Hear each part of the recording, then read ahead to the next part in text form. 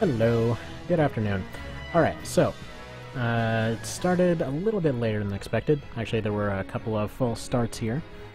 Mostly just on account of some bugginess on Comcast Send, but I think, after months of having issues with them, I think this might finally be resolved, so we'll see here. Anyway, while I was on the phone with them, I just went ahead and did a quick grind fight here. I don't know how much of that ended up coming through, probably none of it, but, you know, I just ended up restarting it. And so here we go. This is probably going to be the last unit on this map. Main reason for this grind fight, I don't really need to grind up most of the units, but the Griffins are quite a ways behind, and there we go. At least they're caught up somewhat now.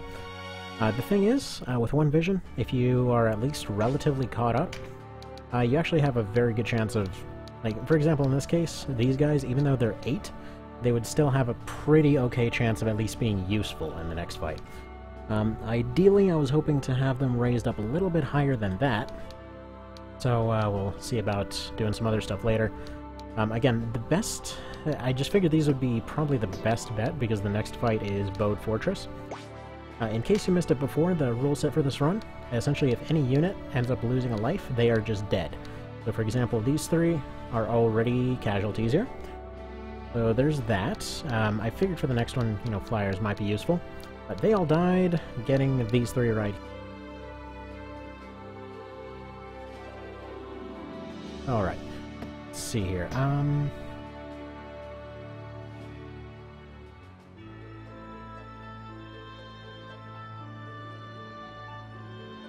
Hang on, sorry, I just gotta go check on something real quick here.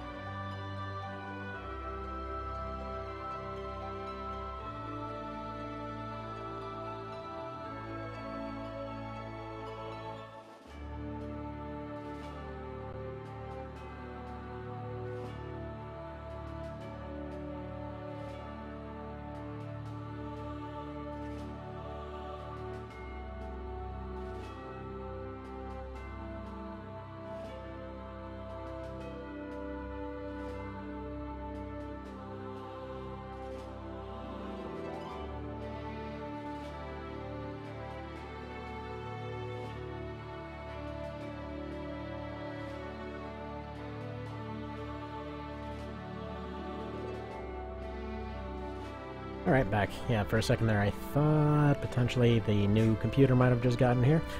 Unfortunately not. But okay. So, like I was saying earlier, if any unit loses a life, they're gone. If Denim loses a well, if Denim goes down, this entire run is over. And the idea is to get through all of this using the One Vision mod, and get all the way through to Coda and beat lands. So, we'll see how realistic that eventually is. Now, if you're unfamiliar with One Vision, it's essentially just a mod that goes and like rebalances the game to just be more concise, more consistent, makes, you know, a bunch of kind of previously overpowered stuff less so. I'm sure people have run into the eventual joy of being completely annihilated by a rending gale, despite that being the very first kill move that any unit gets. So, well, more than likely the first one that anyone gets, because so many classes use one-handed swords. So many randos end up using it, and it's practically a one-shot kill on dang near anything. Anyway, so, essentially, just think about it realistically. Like, for example, a knight, heavy shield, spear, heavy armor. Guy's gonna be hard to hit, probably doesn't like hammers too much. Now you got a spearman here, you probably want him in a vest with some armored gloves and a long spear. Like, for example, you got pikes for 2 to 3 range and all that sort of thing. All these little bonuses that you see here, actually, I should probably mention this. These bonuses, those are percentages. Those are essentially percentage bonuses against certain things under certain circumstances. Like, for example, if you got a dagger here, like against phantom things, it's a 20% bonus. On top of its already hidden bonus, because it's a Baldur thing, so I guess that's not the best example. Like, this one gets a 4% bonus for piercing, this one gets a 6% bonus for crushing, so if it gets past its armor, essentially you get that bonus. Alright, that's enough of that. So, next fight is Bode. Actually, you know what? I just noticed I forgot to change a thingy here. Simulate block transfer effects. Turn yourself on. Now we won't have that weird glitchiness up here in the corner. Alright. Now, here's the party up to this point. I've got Pants. He is a heavy spear knight. We've got these two right here as just long pikemen. Unfortunately, my last backup Valkyrie here ended up... they came down with a bad case of dead. So, I'm going to go ahead and give her that equipment. Now, she's more of a caster, so she has Vagrant sleeves as opposed to Nomad gloves. This is one of the side grade options that opens up in One Vision. So, for example, you've got gloves here, for example, for crits. So these will give a 16% bonus to crit chance. Assuming we understand the luck system correctly, it's a little bit unclear at times. But yeah, so they're more likely to crit with a very long spear that is unable to work at close range, but it's really good at long range.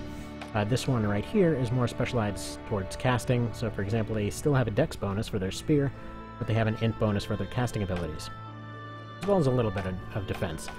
Got the Dragoons here with evasive armor and crit gloves with long pikes as well. Personally, I'm just a huge fan of spears, as you may notice. I've got Spencer. He's another heavy knight, but he's also gone for a crit build. Just, he was kind of an experimental hybrid. Now we've got archers here. They're going with the 6 to 10 siege bows. The siege bows are the side grade to the standard longbows.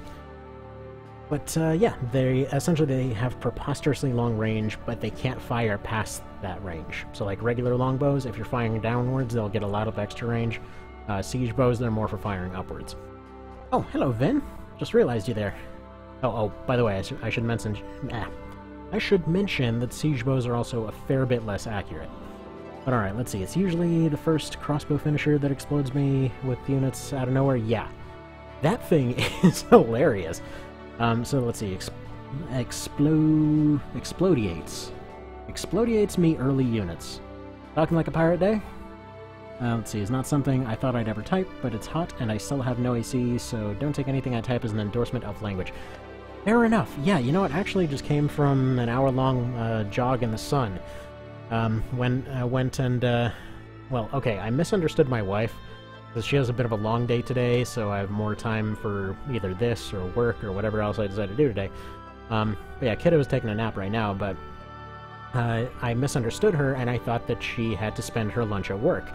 So I end up going, you know, I grab the stroller, like, you know, she's having a long day, she doesn't get to see the kid much today.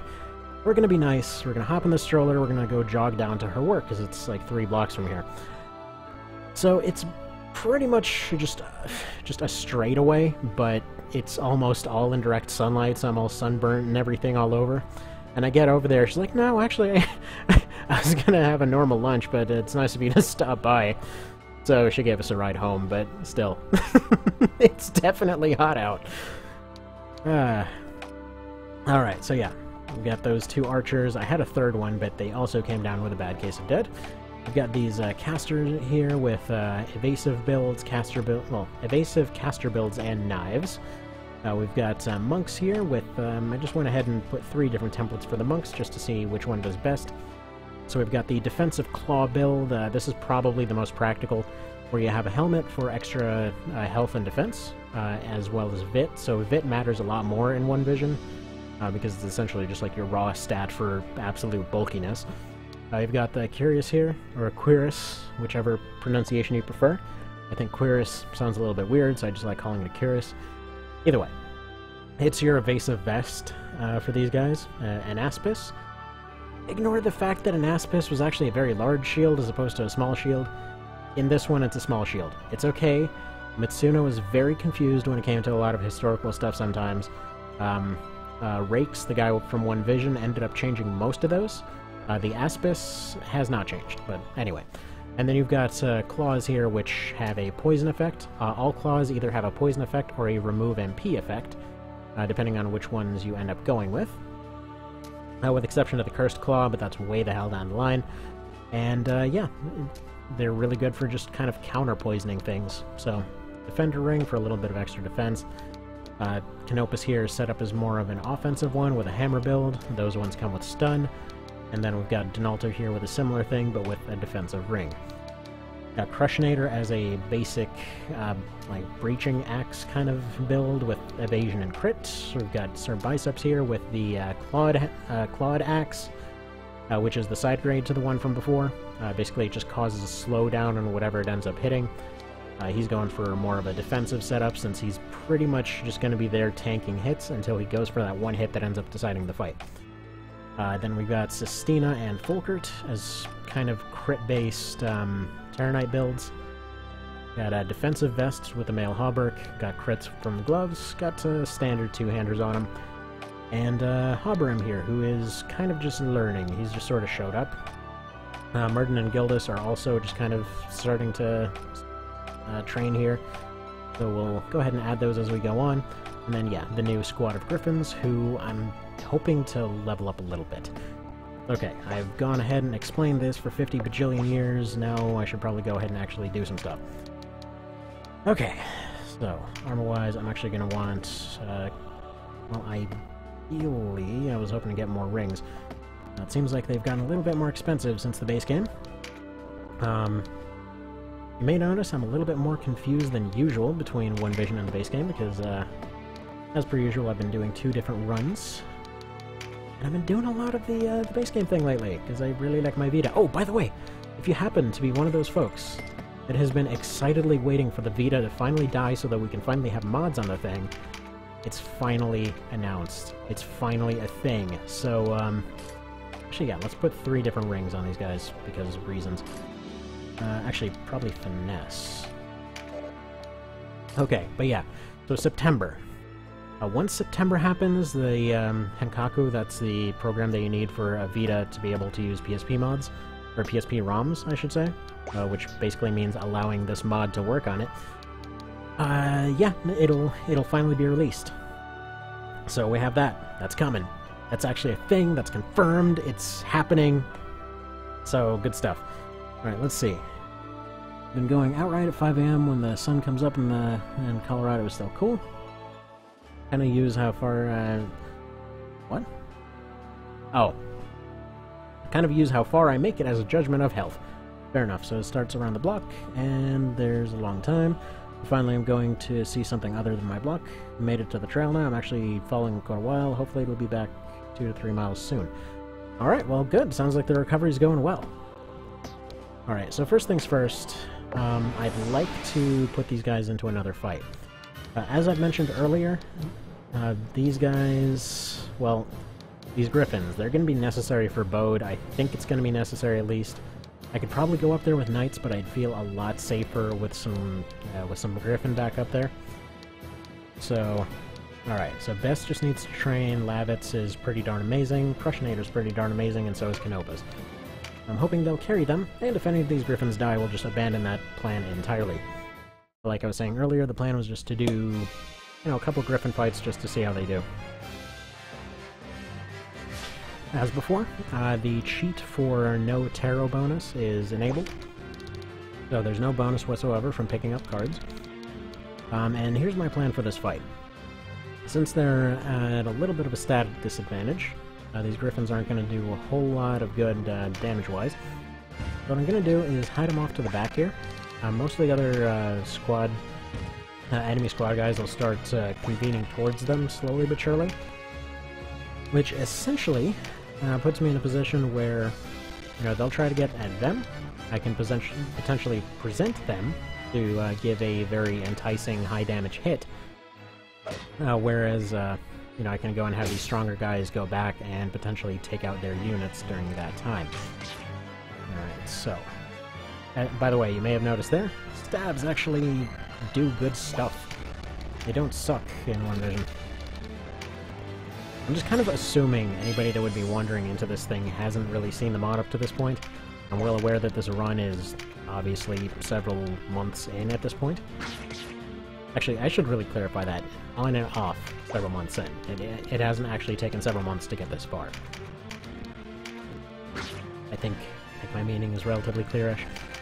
Now I'm going to go ahead and focus on this healer right here because they're the biggest threat. Again, that seems like a strange thing to say. Let's go ahead and present this guy as a little bit of a target. Actually, present all three. The nice thing is, Griffins are very fast, so even if you don't necessarily use them for damage, you can potentially use them for fight manipulation. Alright. We go here. And one thing I was noticing earlier, yeah, rendering resolution, that needs to be normal. Oh wait, that's... Ew. Looks messed up. What happened with that? Yeah, there's a newer version of PPSSPP coming out, or actually that's already out. I just haven't transferred everything over to that version just quite yet. So that'll end up having a fair bit more to it. Hopefully it'll end up running a little bit better. Oh, there's the AC guy? Alright. Sounds good. You get your AC fixed there, Vin. Come back from the dead. Yeah, that sounds friggin' dire. Like 100 plus whatever degrees and dealing with AC outages. Through all kinds of that. So I put Bind Air on Lavitz here, just to make him a little bit better at what he does. Okay, Tantalus. Okay. How much do you do? You do 25. I'm probably just gonna use them to lure these guys a little bit away here. Just slightly at first, though. Main target here is this archer. They're way weaker in OV, but mostly I just want them out of the way so we have their range damage going.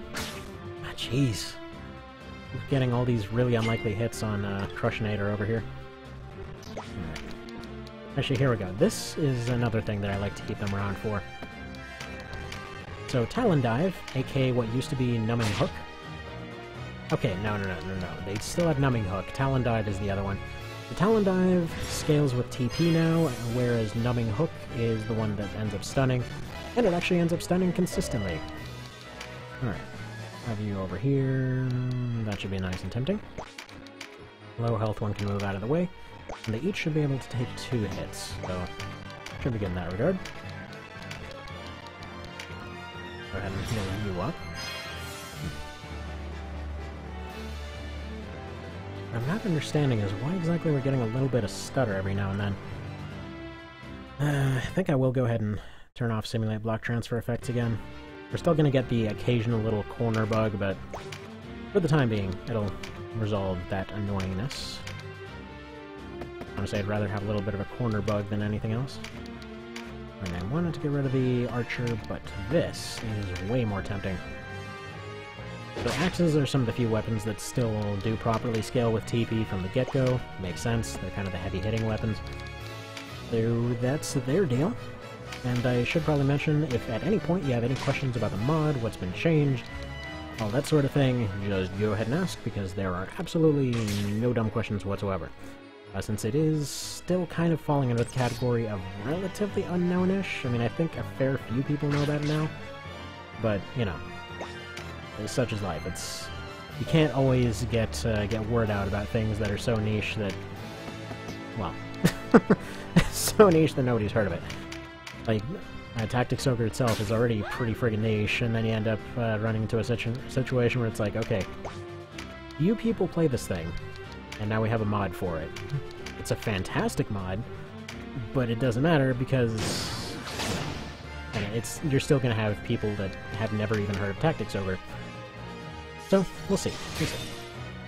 Actually, what's funny is more often than not, I've yet to have anyone ever look at this and be like, oh, that's Tactics Ogre. No, I've had 3 things come up as far as misunderstandings of what this game is. The first one was, hey, is this some remake of Final Fantasy Tactics? Which, okay, I can see that one. 2 is a clone of Final Fantasy Tactics. Actually, I guess 3. And 3 is my niece and every other child that I've ever seen that's come close to this. His reaction was, is this Minecraft?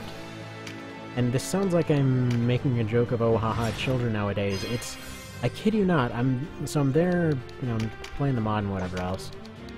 And my niece comes up, she's like, can you jump in that? Can you move those blocks? I think, you know, no, I don't think so. I can technically have them jump over it, and, you know, I have one of the units go and jump over a little gap. Like, no, that's good. You know, you should probably make a house for them.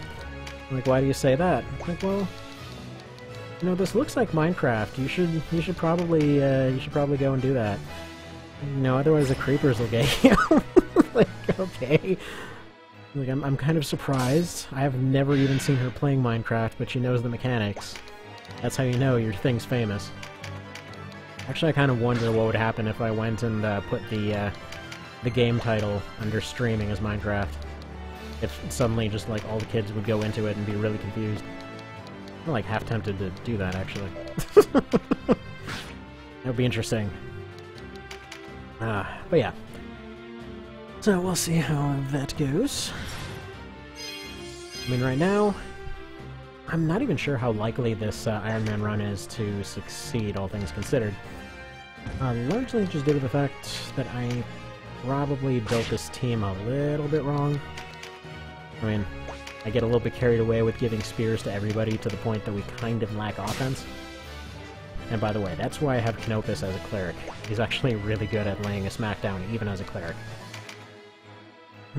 Also, once again, if you are coming from the base game, yeah, A, clerics are actually good now. B, pretty much everything can potentially do damage. So there's really no completely worthless classes anymore. Everyone's just better at their job. If I were to come up... Well, I didn't even come up with it. That's what the way Rakes put it, as far as this game goes. Well, as far as this mod goes. It's the same tactics Ogre, except everyone's actually good at their jobs. Simple enough. Or, I guess everything is good at their jobs, because A, there's some bizarre non-people classes, and B... Oh, yes, we're coming from the base game? Yes! Hello, Rakes! How's it going? Hope your day's going well.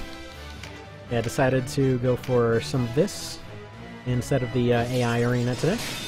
A little bit AI arena'd out after after going and finally finishing off the Armored Core one after like 4 months. Also, I'm kind of worried right here because I think one of them's about to die. Please be the 3. Yes, okay. So these 2 units need to die in the next 2 moves. Okay, so you've got no kill move. You do have a kill move. Okay. You need to run over here, finish off this one. If you miss this... Oh man, 1 health. 1 friggin' health.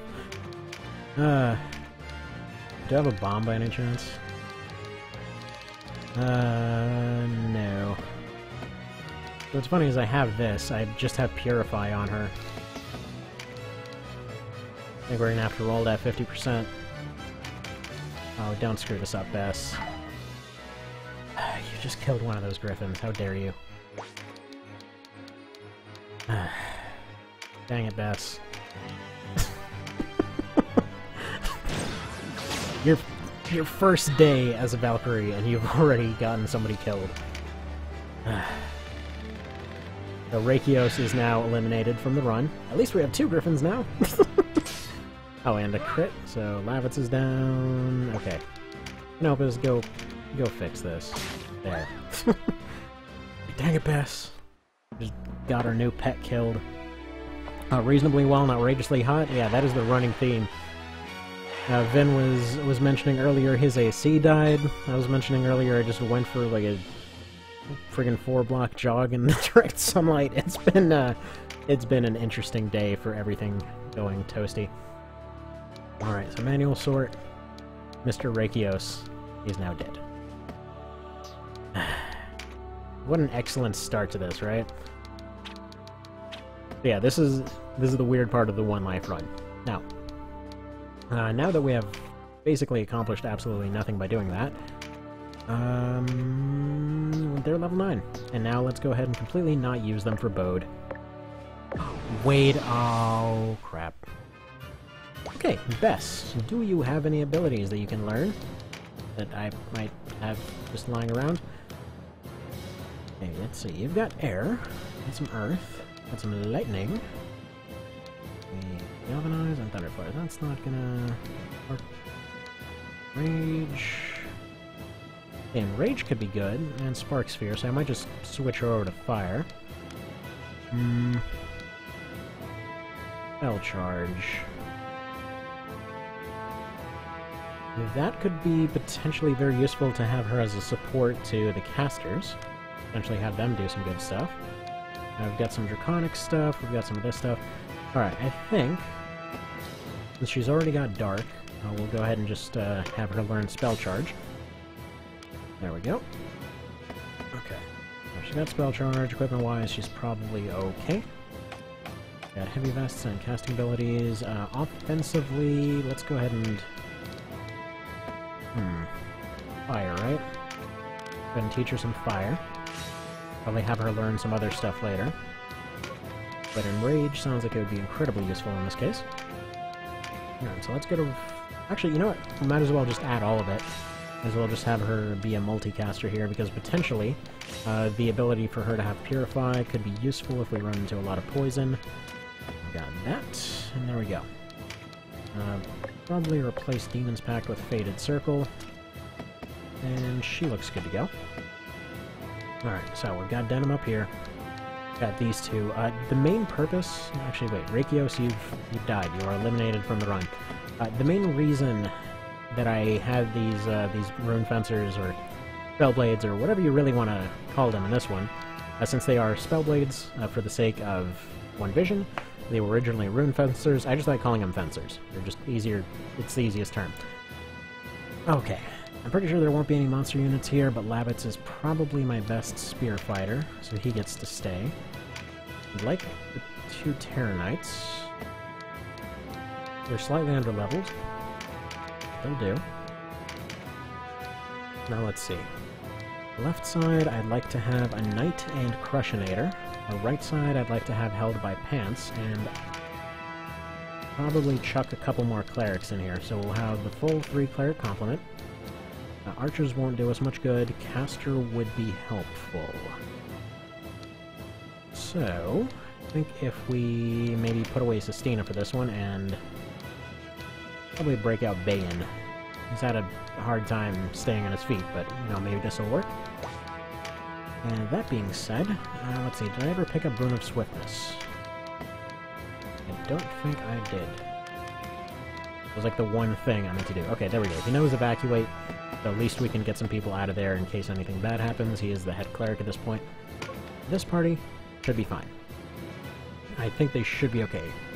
The witch or warlock, actually warlock in this case, will be able to attack vertically, so they'll be able to take care of all of the upper stuff. But yeah, this is exactly why this run was restarting right here, because this works out perfectly for the last couple patches. So first off, I meant to get this started for just regular 91, and then 91A happened and changed the uniforms of the Templars. By the way, they're worried about any trace that they were here. It's like, who the hell else is going to come here? But, oh well. Like, you know, this random fortress that's just floating around completely abandoned. Yeah, make sure that they don't know that we were here, though. So, you may notice this green guy up here. This should be their archer. Yes, I remembered it right. I did the rememberings. Yeah, green are archers. Let's see, I think dark green are gunners or something like that. Most of the melee classes are blue. Most of the caster classes are red. It's nice. It's easier to keep track of. It actually makes more sense, and you can look at them and it's like, hey, I actually understand what's going on. You got the light blues that are the healers. It's good stuff. It's good stuff. Now, Mr. Bayan, we're going to go right here, hopefully get you out of arrow range. If I had the ability to get him sidestep, I would, but I believe that is a wind ability, and I don't have a whole lot of wind going on. Anyway, so I was mentioning earlier that so far on 3 separate occasions, little kids have like looked at my Vita or PSP and mistaken this game for Minecraft. I was kind of curious what would happen if I went and I set the game as Minecraft. Like, suddenly a bunch of kids would swarm in, like, there's a Minecraft thing. Oh, wait. It's changed. I wonder if this is a mod for it or something. That's probably mean. You know what? Odds are it would probably happen. But if somebody wants that joke to go through, let's go ahead and say so. Alright. So first things first, I want to take this middle area. Mostly Okay, the black ones are sword masters, if I recall. Either sword masters or berserkers. Man, that is a sweet-looking new uniform for them. One way or the other. Okay, I believe they are... No, those are the Terranites. Okay, so black are the Terranites. Probably should have figured. But hey, I don't do the whole being smart thing. Alright, Denim is very tanky, so he's going to go around the side. Spencer's the other tank, he's going to go around here. So they are going to close in on the sides, try to drop a bunch of phalanxes, and try to keep the fight strictly around the middle. So the idea is that knights are very good for locking in where you want a fight to take place. And as you can see right here, that did frickin' nothing to him because, you know, contrary to some potentially misinformed situations, arrows did not pierce metal. Doesn't quite work that way. They did kill people in armor, because they ended up getting around it, but still. Let's see. Trolling kids never gets old, that's the only reason old farts play online games.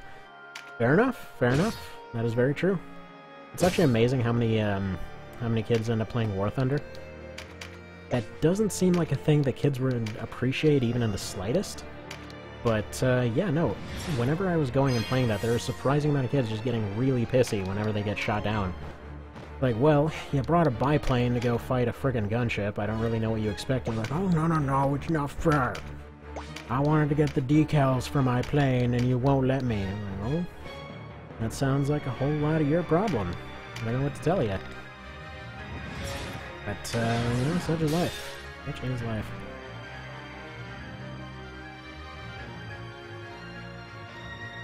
Alright. Have him do meditate. It doesn't really seem terribly worth it at the moment. So spike skin basically just means that she will essentially have reflective skin at this point. So yeah, reduces HP damage taken by 80% until next attack turn, and it reflects all damage taken to the attacker. So it's pretty friggin' good. Let's say you should really sort those spells. Healing at the very bottom isn't practical. Probably. I really should sort some things. But, wait. Hang on, wait. I can resort them? How do I do... Are you telling me there was a sort function in this game, and for the last 8 years I've just been going to where they are? Is that a thing? Man, I'm gonna feel really stupid if that's the case. Holy crap. Oh my god, I am a moron. You just select them and move them around, don't you? It's gonna be that, isn't it? Okay, go ahead and charge up Bane a little bit. Not very much, but it gives her something to do here. Alright, make all these guys super accurate. Bam, bam, bam! I've never actually used Fated Circle, but it's really handy that it's got some range to it. Yeah, I never knew that you could sort spells. I would have done that this entire time. Yeah, that's why I'm not too bothered with Burst 2 being above Burst 1. Man, I'm serious, I have no idea. Okay, I guess it shouldn't be too surprising that I didn't know that. Because, let's see, I think it was only when I was watching Mr. Cramhole's stream thing, recording, whatever, back like a month ago, that I actually remembered that friggin' square is a modifier. Like the whole thing of going through menus, I was going item by item for more than 7 years before I actually realized, hey, you can go your items and you can just do this and you can go through them all fast like... Yeah, there's probably a reason my wife calls me an idiot. Such is life, such is life. Alright. Isn't that adorable? They keep thinking their 25s are damage. Alright, you healers can probably get to healing pretty soon now. Probably shouldn't have had you waste your turns. Alright.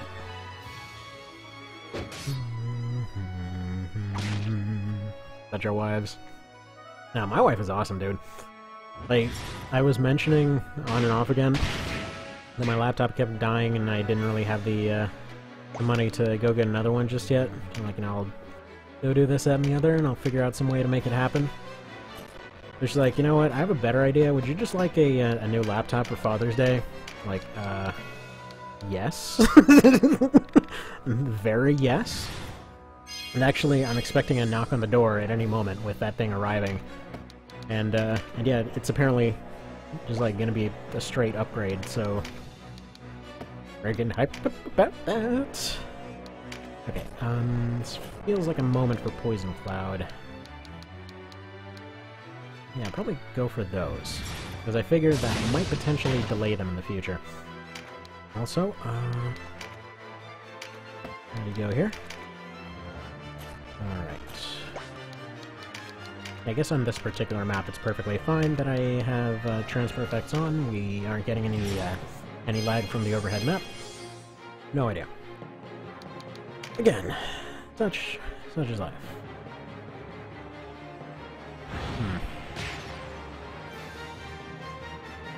These 3 on front are gonna have a hard time staying on their feet at this rate, though. Alright, Bayan, how would you like to potentially lay some smack down here? Well, we've got some 30s at least.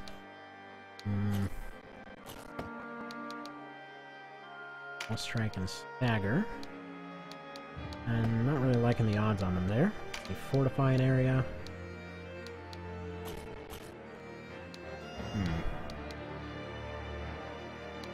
Yeah, just go ahead and do that. Put a little bit of extra armor on them, folks.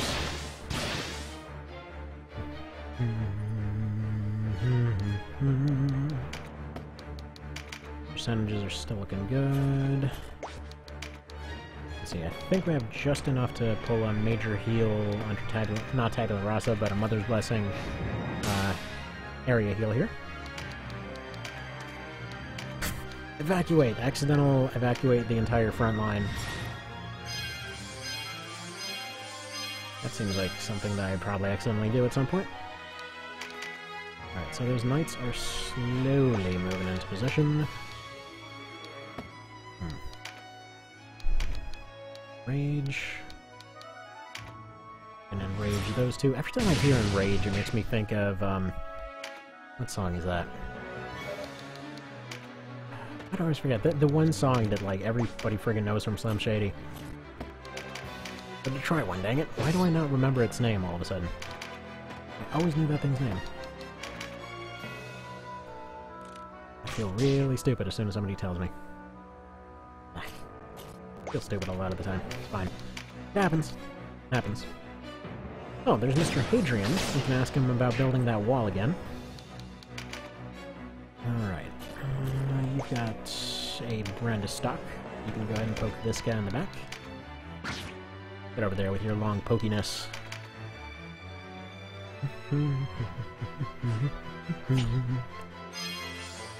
What was that song's name?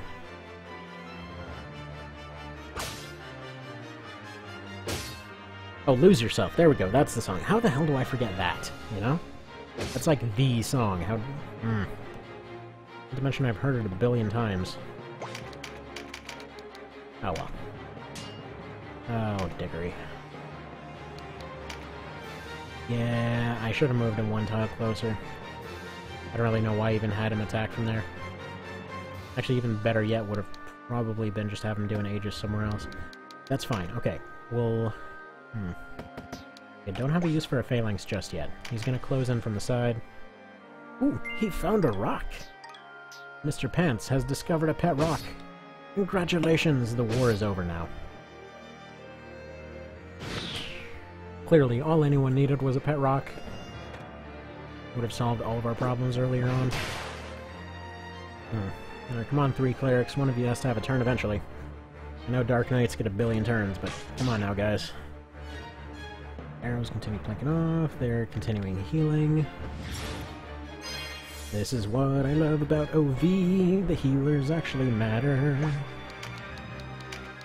I say this is what I love about it, as opposed to I freaking love everything about it. What am I even saying here? It's like hands down the way to do it. Actually, random note, does he have the... Okay, he has the poleaxe. Okay, so the sprite for this in base game is something that cracks me up every single time. Because for some reason, Matsuno has this thing where he absolutely must take axes, or rather take polearms and turn them into axes, and a good example of that is how many times he's taken the Gisarm, which is this really weird-looking spear, and, like, for some reason he keeps going around like, no, this is definitely an axe in almost every game that he's ever touched, which is a very puzzling thing because it looks nothing like an axe. Okay, so the Gisarm is like... It's like a halberd, except if you had like a kind of like a backwards... I guess almost like a scythe-like thing, like if a scythe didn't go all the way. Like if you've ever seen like a farming implement scythe where it's like kind of almost like 90-degree of a curve. Except then it's also got a spike, and then it's got like a secondary blade going in another way, and then another spike coming off of that. There's this weird fork-looking monstrosity. And yeah, he's super insistent that that thing is an axe. Like, it's got some axe-like properties, but if I were to define an axe, it would be something with a bunch of weight that's got a single edge and has at least a medium-length handle. Which I guess kind of is subject to a lot of interpretation, but, hold on here.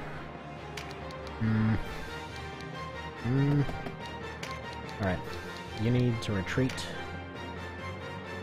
And you need to charge some folks up, because stuff's not going great for you. Probably Enrage. No, Enrage would be a bad idea. You do it on those two. Okay, so Crushinator is down. There goes a good bit of our damage. We haven't gotten any kills off yet. Alright. See here. We've got Fulkert. Bess is about to go down, but she's not doing very much.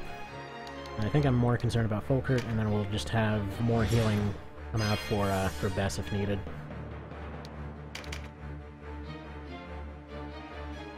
We need units going down here.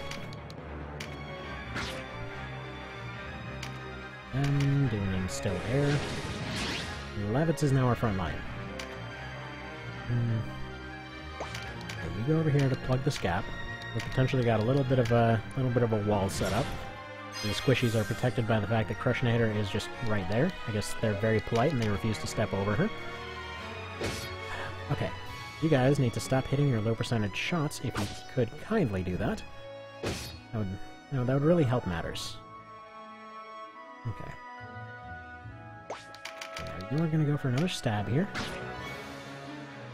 And you're also going to go take a step forward so that you can give an Aegis to Mr. Fulford here. That should keep him going for a good long while. Let's see. I want to shield bash this guy off the wall. We should probably check if he has Steadfast first. He's got heavy armor, but I don't see Steadfast just yet. Okay, no Steadfast on this guy. Get out of here. Good. Phalanx. Not quite yet. I'd prefer to use that to separate units. Actually, right there. That would be perfect. Because then he can't take a step forward. Hopefully the casters should be able to... He's got Siege, doesn't he? You can really notice your entire front line is equipped with Dex Gloves. It's a defense hole. Yes. I was kinda hoping that all their crazy high crit rate would potentially overcome the fact that it's an incredibly stupid idea, but that's not quite happening. So there's that. Honestly, I probably shouldn't have done it, and there we go! Lost 2 units right away. Man, stop getting all your power units at one time. I'm gonna speed this up, because I want my next turn, so I can actually do crap. Come on. Yes, all of your units are very fast and they hurt bad. Can you just kill this guy, please? Probably not. Oh, and they get a crit, too. Fantastic. Dang it, Rex, you had to mention the defense hole. Now they took advantage of it, and now everyone's dead. Alright. 230. That is gonna do piss all.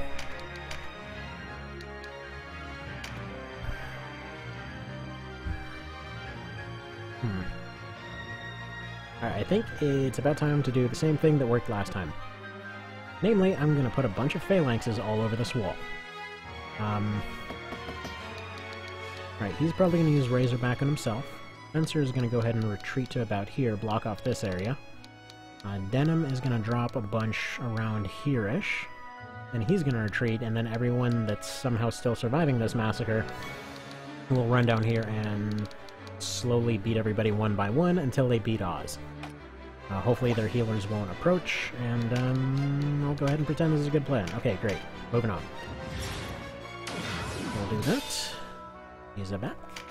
Yeah, I love that animation for it. Probably use Meditate, because A, I want Razorback to last longer, and B... Dark Prison, okay. Is he gonna hit himself with this? Yes. Although they're still stopped.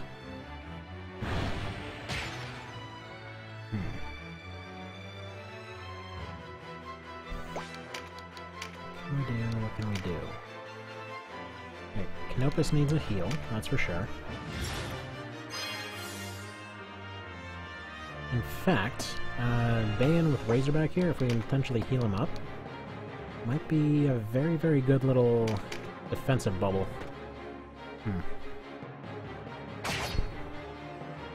Okay, that's something to consider.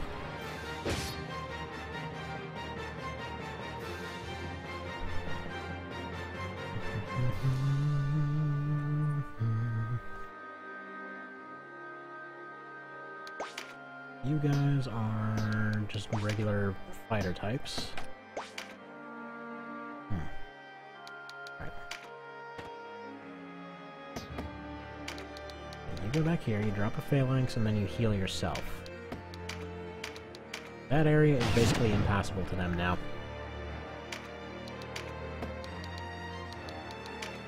Did I give him... I did not give him the right items, but at least he'll be able to heal himself somewhat.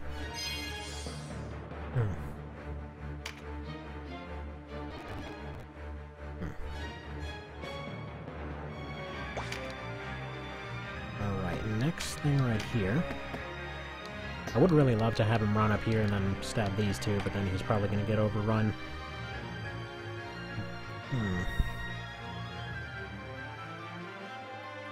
Because I want him to drop a phalanx right there, which would mean...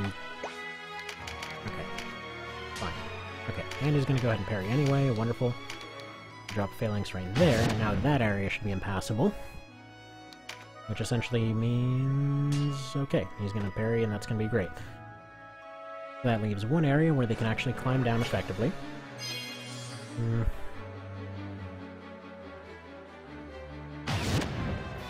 Hopefully Crushinator won't die here, though.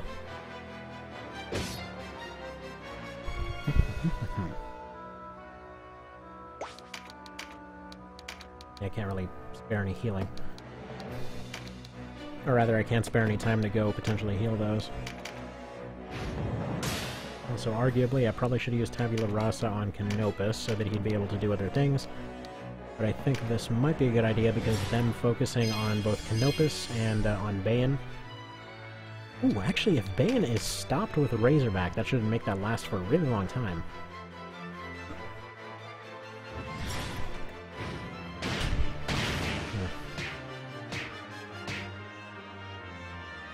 Fine.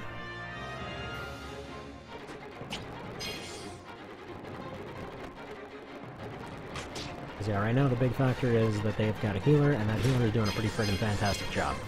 Even though I've got 3 of them, somehow that guy is out healing all of them. Whatever. So, we've now got Oz potentially isolated. The thing is, I need Denim to get another turn. If he gets another turn, at least in some reasonably fast manner, then there's a pretty okay possibility that I can lock Oz into coming closer. Although he's still not close enough to matter. Okay, no, we're sticking to the original plan of locking away those 3 areas, and... Okay, no, we're gonna leave that last area open. Denim is gonna drag Oz down here, and then he's gonna run back up and block the area off. They're gonna fight this way. That healer will probably try to come down. But if they can drag him over this way, that should provide just enough range to essentially be out of range of their healer. Alright. That's the plan. Do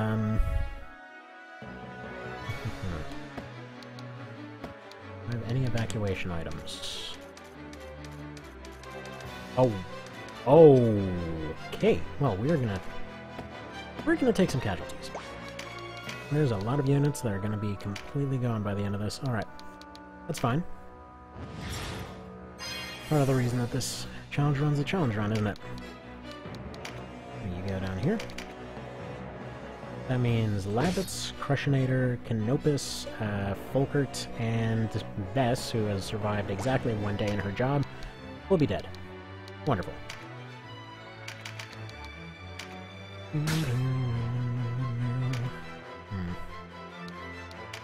Let's drop 1 Phalanx over here so that nobody else comes. I just want to make like a little hallway for Oz to run down.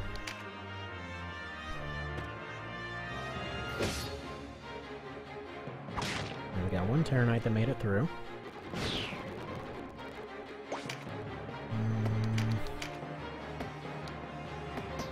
Spencer hasn't learned any kill moves yet, unfortunately. So, go ahead and have you stab this guy. Hopefully there's enough necessity for other healing type stuff that's, Oh, wait. That's a 3 jump. Okay, they might have a unit that can do a 3 jump, so let's go ahead and block that off. Yeah, the game seems a bit harder since 0.91. I think so. I likes it. Kill 2, there's just enough for pants here. Surprisingly, the difficulty seems mostly in training new people, since actual like grind fights and stuff like that are a fair bit more difficult. Like Tynemouth, when I went in with 3 Griffins, a healer, and 3 frontline attackers, I usually wound up with running pretty close with the death timers. A lot of this is actually just my mistake, just due to the fact that I don't really have any kind of evacuation options aside from Canopus, who is unfortunately currently eating dirt. And potentially is about to be eaten by worms pretty soon here. Okay, perfect. So Oz has gone exactly where I need him to. I think Pants can get out of there.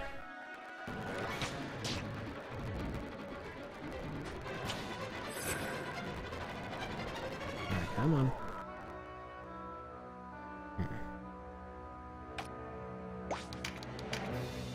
Go ahead and drop a major heal right here. Actually, you know what? He can move up here and he can... No, he can't. For a hammer... Yeah.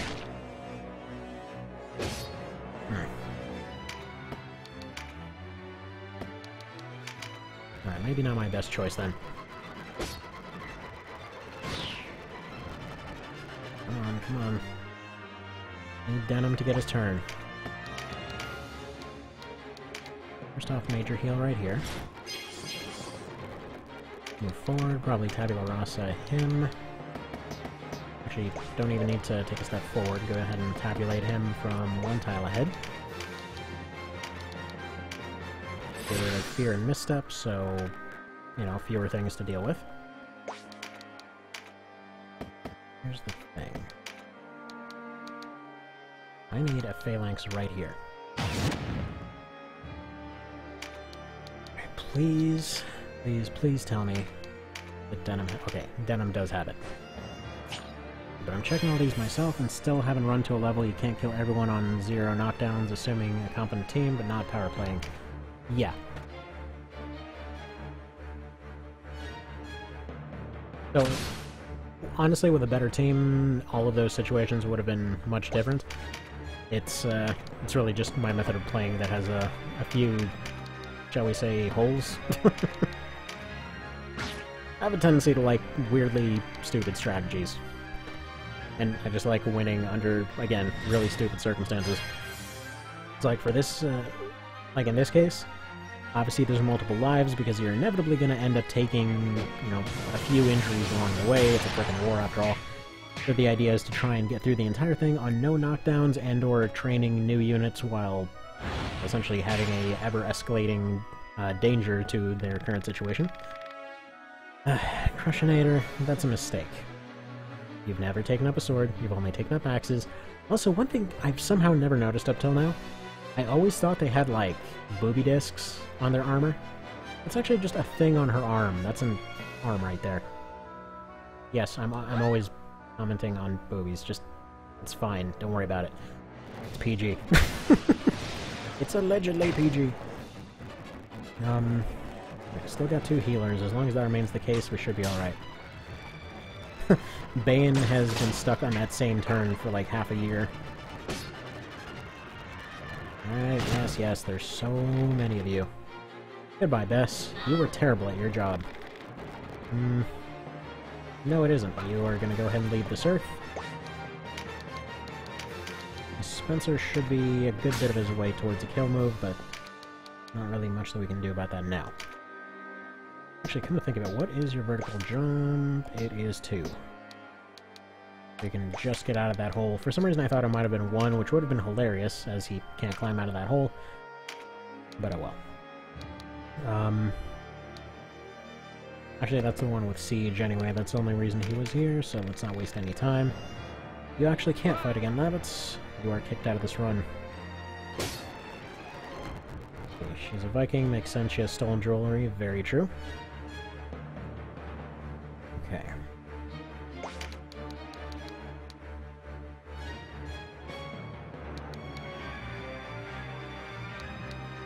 What about this? You're going to run down here. You're going to go ahead and drop another phalanx right there, which should prevent this guy from at least running forward in any reasonable capacity. And should prevent Oz from going any further. Heal yourself, and this should isolate Oz enough to allow this fight to be won. Yeah, there we go. He is the Rakes. In other news, Canopus is about to die.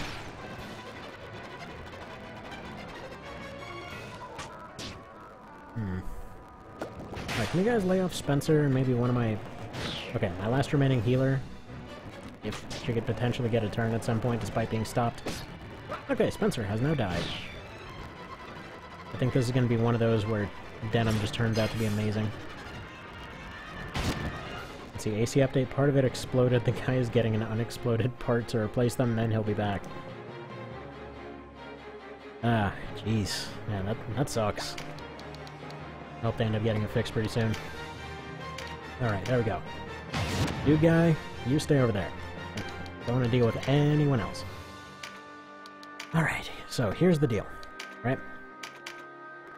As long as we have Mending Seeds, and potentially as long as we have a healer, everything's all good. Holy Christ, he does 100 damage. Never mind. Yeah, best to leave. He's gonna leave the run. We might have problems. Let's see. And that will be one of those where Denim gets amazingly dead. Yeah. I think I might have made some mistakes. But okay. So these are no longer stopped. So first thing, I have to deal with his ads here. Go ahead and heal these 2 up.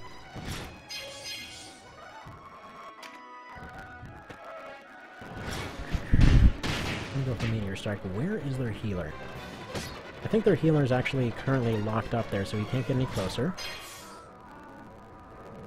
Stop plus Razorback is awesome. Yes. I'm gonna have to remember that in the future for just making somebody an invincible death turret. Okay. First off, what is your range on your best heal? So we got heal 1 and 2, range 7. 1, 2, 7. Okay, so he is... As long as they stay behind this line, they can't get healed. That's good. I'm probably going to continue using Razorback because it's the only thing keeping Bane alive at this point. Oh. Actually, wait, I'm going to use... You know what? Meditate is a lot more useful now. Because essentially, it allows them to take more time being in Razorback.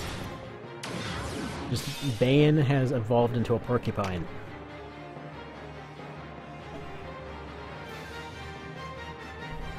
I have a lot of friends who love Ogre Battle 64 and double love Final Fantasy Tactics and have zero interest in Tactics, so we're gonna... Ogre... That was my mind. Same here.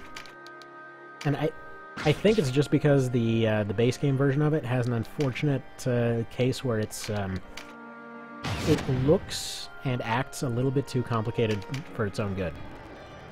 It's like a bunch of people looked at the whole thing and like strengthen 1, 2, 3, 4, you know, healing leaf 1, 2, 3, 4, 5, etc. And it just ended up scaring a bunch of people off. The grinding of the original scared a bunch of people off. Old men often have a bristly temper. Okay, so we have... Okay, if he ends up getting stunned here... Okay, there we go. So he didn't have a problem that time.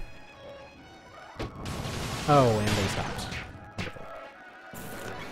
That might be a rip run right there. First fight of streaming it. It just run dead.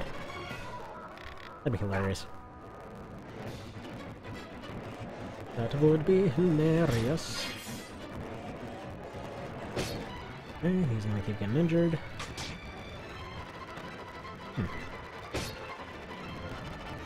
Yeah, there we go. That's it. Rip run.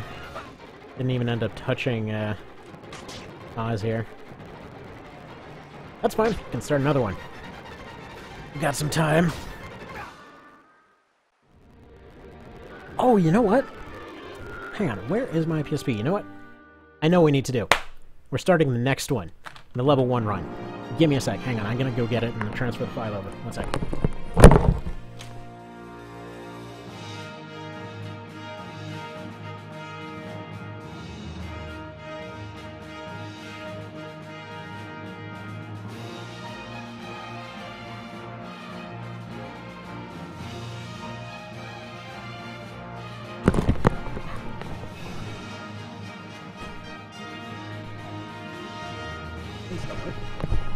Hello! Alright, so... okay, this thing is apparently still in its endless stalemate. Let me just go ahead and set it to this real quick. Don't worry, I'm not doing an arena thing right now. I just don't want it to keep repeating the intro over and over while I'm transferring over the save file. Because I wanted... Wait, did I put a due on this one already?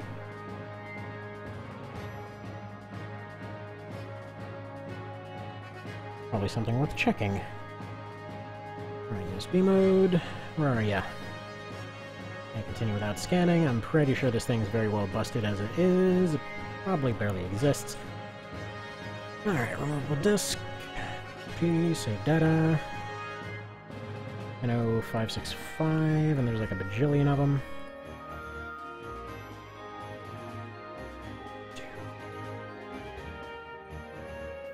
Let's see. Got like 4 teams I want to transfer over.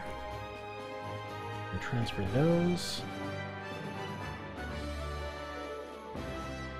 I guess technically there's nothing I can potentially transfer wrong, given the circumstances. Because Panzeron is dead. And that's like 70 save files, I think. Nice, has it really been that many? I may have done a fair bit of testing. Alright. Guess it's PP, PSP, save data, there we go. 6%, 7%, 8%, etc. You know how this goes, you know how saving works, I'm pretty sure you're familiar with it. Okay, looking forward to Kane's buddy playing the mod first. Wonder if it's more accessible or less. I think it's a lot more accessible. Like, it just makes more sense. Oh, you have 237 save files with the same names. Okay, well, just replace them and hopefully everything works out fine. Otherwise, hopefully I'm not losing anything important. It'd be embarrassing if that happened. But I'm pretty sure the PSP versions are the latest ones anyway. But yeah, did he ever mention when he's gonna go start that? Because, I mean, that was Finn, by the way, I'm pretty sure. I was on the stream and he was asking about it. He was asking if it was all ready to go, and basically I told him it was. And he still seemed a bit skeptical for some reason. So, I don't know. If I knew where he came from, I might just invite him to this dealie. Kind of show him what's there. Yeah, I suppose so. At least there aren't as much noob traps. Very, very, very, very, very true. Okay. Exit. Alright. so...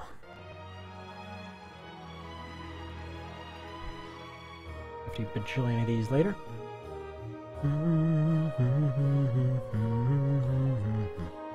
Alright, so it should be this one. It's playing FF7 still. Makes sense. Alright, so this is going to be the start of the level 1 run. Now, what I'm referring to, the only equipment and or abilities, well, not abilities, but the only abilities and spells that can be used are anything at level 1. So, I started this off a while ago. Basically, I just figured it makes sense to start off a run, get it to Chapter 2, and then at the very start of Chapter 2 actually start going and doing stuff with it, since Chapter 1 is by and large going to be the same most of the time. So, you know, everyone's at 11, they've got all this basic stuff. Now, skill-wise, let's see. Oh yeah, they had anatomy. Anatomy no longer exists. Should probably teach them some new goodies. Divine stuff. I wonder if there's anything that they can even learn at this point. I won't know anything before going into this fight anyway. Let's see, anything new for Denim? Yeah, Field Alchemy, that could potentially be useful. And yes, I did pick one of the very, very, very long fights in order to start it this way. So yeah, at Chapter 2, actually, some of them have abilities that they technically aren't allowed to use, for the sake of this rule set. Let's go start teaching Parry, I think, to the Knights. And slap that sucker on there. Please tell me you have enough points. You shouldn't, because that's 280. Wonderful. Ah, dang it, I probably should have done this beforehand, you know? So the main thing that I was trying to prove with this run in particular is that even all the way up to 50, you can potentially get pretty decent damage out of level 1 weapons. And even level 1 abilities can still potentially work. So there's that. Also, Exorcism, I believe, is a... I forget if that's a level 1 thing or if I was planning to use items. We'll see in just a sec. Alright, extend. That'll be useful. Old man like the ability to extend our sex jokes, and I will go ahead and leave now. There we go. Extend. His name is Bruce, he's Wizard. And yes, I do have a Bruce Wizard. That is intentionally meant as a joke for that one thing that I guarantee 0.05% of the population has actually seen, but oh well. We Little Miss gets Field Alchemy. Static Man is my crossbowman. Sword Hazard is the one that actually does any sort of reasonable damage against armor. Let's go ahead and put Stun Ward on you, I think. I really, really, really, really, really, really, really hope he answers that with the same thing that he answered a while ago. Which was that it's an injustice picture. Actually had to save that. That thing's hilarious. Alright. This and this.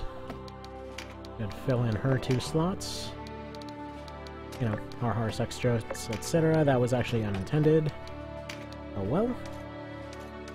What else? Probably some Field Alchemy, unless she can get Clarity as well. Clarity will definitely help them out, since they obviously are going to have to do a fair bit of healing. So they only get access to heal 1, but still. Now. Iron Mouth. So as far as I'm aware, this is the only time you actually see this map in particular. As mentioned before, we are going to be doing next to no damage. Expect that to be a thing with this run. I think this party is probably fine.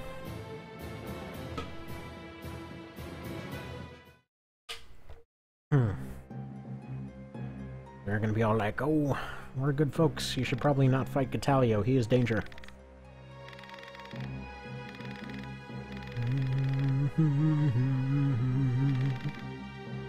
If you happen to be here for the AI arena, this is the guy that I had lead the Terror Knights. Unfortunately, I couldn't give him his sweet golden armor, but oh well. Okay.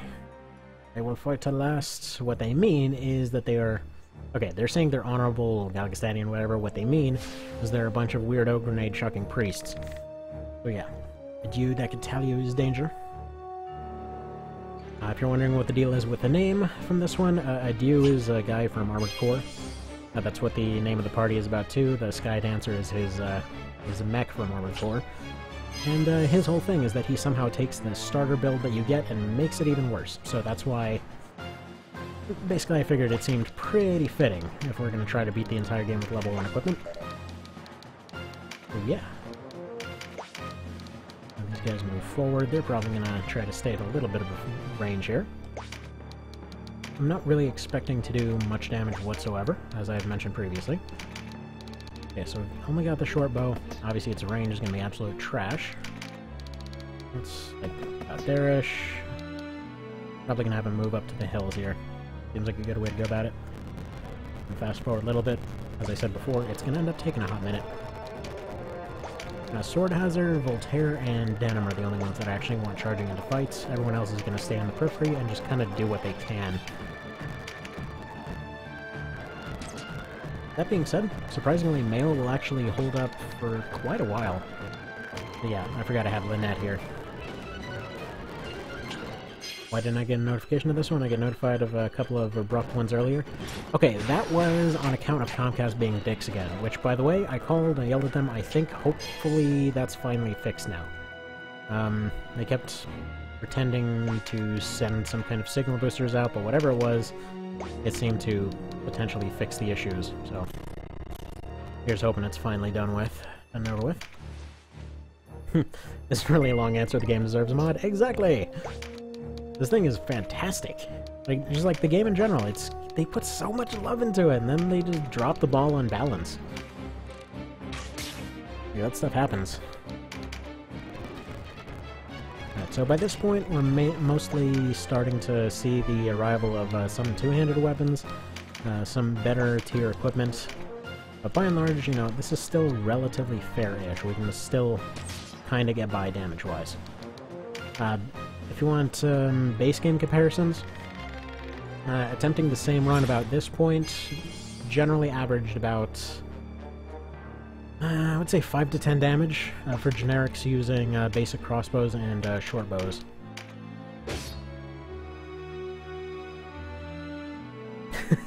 It's a good, concise answer. I've expected a cow emoji or a Skulltopus. How do I add that? I know in some other stuff you can potentially add emojis and stuff like that. Okay, if there was a possibility, I would absolutely add a Skulltopus. There we go. He should be able to just poke these guys through. The nice thing about the single equipment run is I don't have to worry whatsoever about loot drops, because there is no useful loot in this one. Another thing is I have multiple units that can potentially use recruits, so if somebody just happens to be recruited with non-level 1 equipment, that's just fine. Let's see. Like a version of FOT where you could pit AI against each other, that is actually a thing, Mr. Cow. That's actually the thing that inspired when I was doing the Tactics Ogre Arena earlier, and something that I hope to continue pretty soon here, although, let's see, currently I have a backlog of like 7 or 8 teams that people were requesting, but that is actually a thing. There were like tournaments against each other and everything, so I was hoping to attract more of the FFT crowd by doing that, but I'm sure you can probably find a video of that somewhere. Alright, now, Felicia is one of those ones that came with a whole bunch of abilities. So as far as what can be used, Exorcism is allowed, and Heal. Or Awaken and Heal. So those are the only abilities that clerics can use in this run. Equipment-wise, she's got a Fist, so they've got Poise and Fists. It's fun times. Alright. He has Dust Devil. That was a misclick on my part. But the only thing he can actually use is Deadshot. So yeah, Mr. Cow, if you end up going and looking those up, there should be videos all over YouTube, that sort of thing. So, I gave Bruce here a Spirit Surge. It seemed like a better way to go about it, since they do get that whole undead bonus thing. But I figure down the line it'll be fairly useful. Oh yeah, he's gonna get a poison, that's fine, whatever. Okay. And again, a little bit of a heal here. Oh, and we got another guy. We've actually got folks coming to this one. Holy dang. So, pretty much here's what happened so far, if you missed it. the run died, so I went and started another one. Like, pretty much first story fight in, completely flubbed it because I gave everybody crit gloves instead of actual armor. And turns out that's a really dumb idea, so yeah. Didn't work out so hot. Such is life, such is life. I actually had a pretty decent idea going for a save, although that save didn't end up happening. It's actually the same thing that ended up saving the run the last time I got stuck in Fort Bode. Again, one of the harder fights, I went in ludicrously unprepared. It still goes to show you still can go and potentially pull off stupid wins with a little bit of creativity. I just kind of did it wrong, and then they got a bunch of crits, and it was just, yeah. Yeah, Mr. Cow, the Sculptopus, I think I was showing you that last time during the March of the Black Queen stream there. So that's that weird, like, skull-headed octopus thing that ends up, it's supposed to be a skull and crossbones, but it's the skull-headed octopus-looking situation that ends up popping up every time that you defeat a unit's leader. It's all weird-looking. Here's the plan. I'm gonna try to basically capture some of these guys. I think Lynette has a turn coming up. There it is. I'm gonna have to stab my own guy, I think. Actually, can I just smack you with a buckler? No. Stabbing him with a spear in the crotch seems way more effective. Oh. Alright, cool. I have to wait for Denham's next turn, because she's not the one with Recruit. This is what we call incompetence. So I'll figure that out later. Whatever. Get Denham up to that point at some point. Right. You need to go punch poison this one. Wonderful. Hopefully Gatalio doesn't outright murder her now, so when they awkwardly say that Gatalio is murder, or is danger, although I guess Gatalio is also murder, when they're saying that, they're not exactly far off. The guy ends up hitting pretty darn hard because he's ridiculously over-leveled for this point. Which is funny, because you never see that mechanic ever come up again. Like, you get occasional points where you end up traipsing into the wrong area, but I think aside from running into that weird DLC fight with Azelston, you never really see the whole thing of one guy is obviously over-leveled compared to everybody else come up that often. So, there's that. Let's see, I forget if in F15 multiplayer the Marlboro need the ability to mix a character Marlboro. That's not permanent, right? I don't know! Cal was actually just talking about that the other day. I didn't even know it existed up till that point. Somehow I've never seen it. Alright. Denham, I'm gonna need you to crit the Christ out of this guy and recruit him, please. It is permanent? Wow. Jeez, dude. That's dire. What happens if one of your unique units runs into that position? Like, are they just banned from running into that, or is it multiplayer only, or what? Actually, does it save? Does it save after the multiplayer fights and you're stuck with the results of whatever the fight was? It requires a beast-tame person, next time Malbro from... Bequeath bacon! Is that actually a thing? Oh, I hope that's a thing.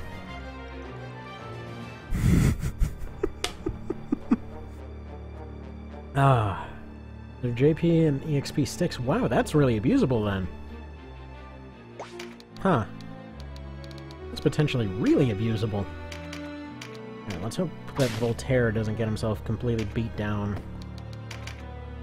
Huh. Please eat? Wait, Bequeath Bacon is the actual name of the thing. Wow.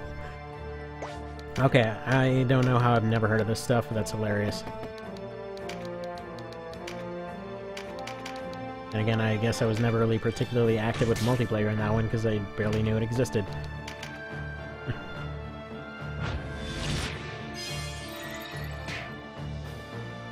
Oh yeah, wait! Onionites don't get XP? Oh, crap. Well, I guess I'm glad I found that out now. We're actually doing a community playthrough over on the SRPG thing. And, yeah, I kinda was trying to make everyone into an Onion Knight so they could use spears. Okay, good to know. Good to friggin' know. Before accidentally doing that and screwing over the run. Do you have any antidote? There is antidote. You do not have antidote.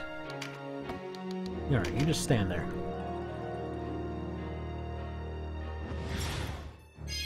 Okay, Malbro can't do it on its own, so you won't see it in the game against you. Huh. Gotcha.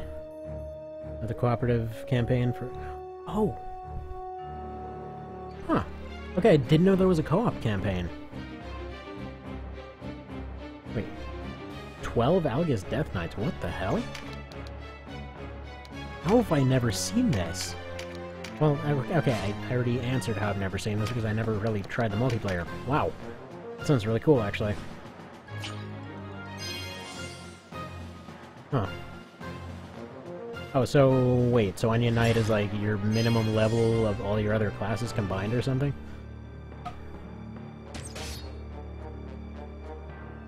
Every 2 classes you hit level 8 and the star gives +1 levels. Whoa. Huh. Okay, those suck a little bit more than I thought then. Because I was actually considering doing a single class challenge of Onion Knights at some point, and I guess that kind of throws that to the wind. Oh, Godfist is my other one with Recruit. Crap. Keep healing Rainfried over here. We don't get normal characters XP as an Onion Knight, and they suck under level 8. Ah, jeez. Alright, well... that's a bummer. Because that kind of throws that to the wind. Okay, still 0%. I should probably just kill this guy and find somebody that's a bit less loyal.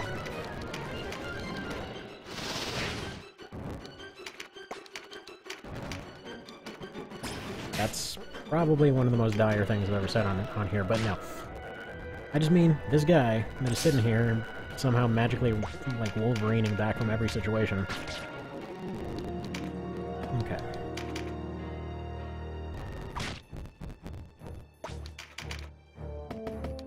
Mr. Rainfried, please go away. See, there's gear only they can use, but it's off a multiplayer. Basically, they're down insane sets and walk up to punch people. Weird? Oh. A behemoth snuff of tea, or a cow run as possible. Oh, right! Yeah, that is cow units. I might just want to go after Winnoa here.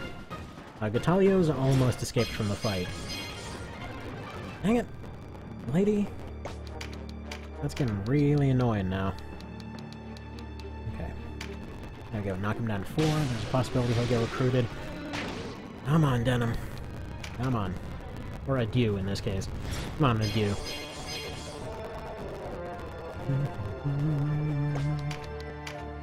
Got a Brimstone. That's a guaranteed stun, so let's go ahead and get this guy over here. Seems like a fairly good call. Right, you need to do a little bit of healing, I think.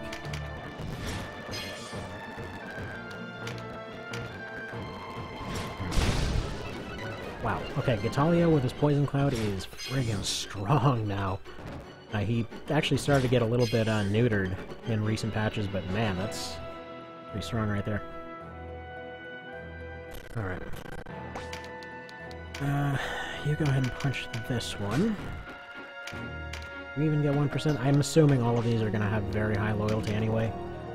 Story-wise, it makes sense. Lady.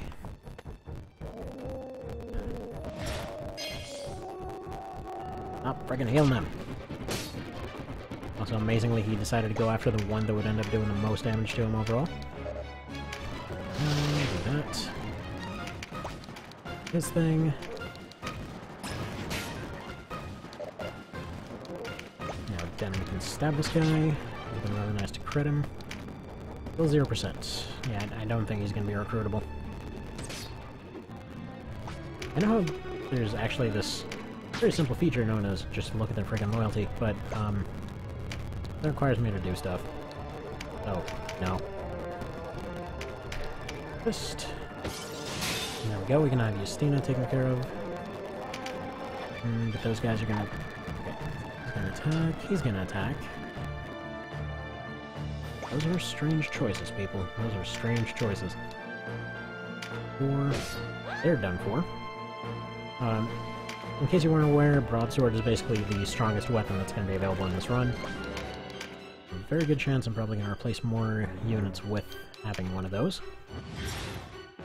I know for a fact we're going to need at least a few knights with Phalanx ability, just to be able to have a pretty strong front line at some point.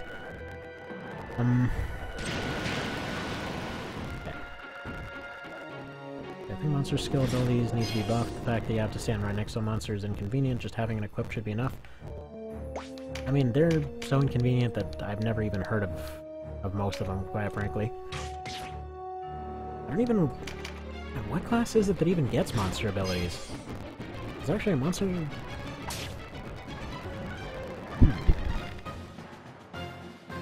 Okay. Fair enough.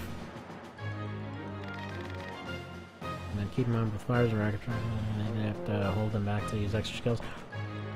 Oh, wait a minute! Actually, wait, I have seen some of them. Okay. Wire? Makes sense. I mean, they would be the ones taking care of the animals. One more sedative. I don't know what that is. I think that's the one for removing fear. What are we looking at? I think we're gonna have Mr. Static Man go over here and just keep harassing this archer, just to spread out their healing a little bit.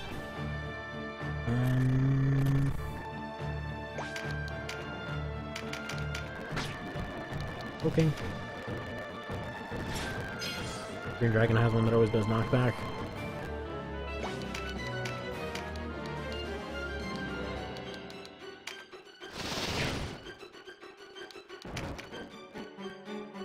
Trying to very slightly spread damage out here.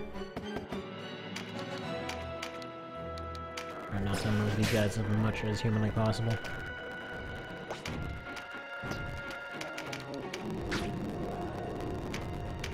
Drop the phalanx right there so that he's locked in. I need to keep these guys distracted, so I run around and just keep hammering these folks.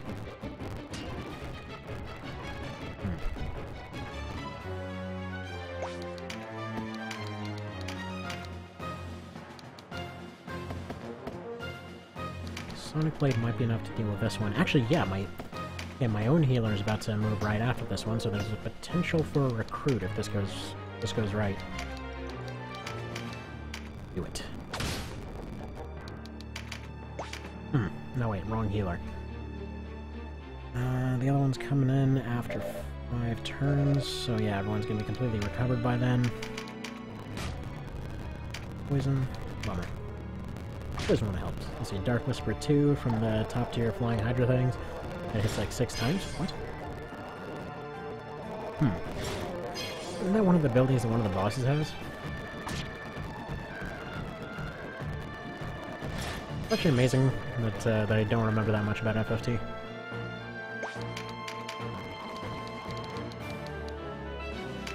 Oh, Timebird. They've completely recovered almost.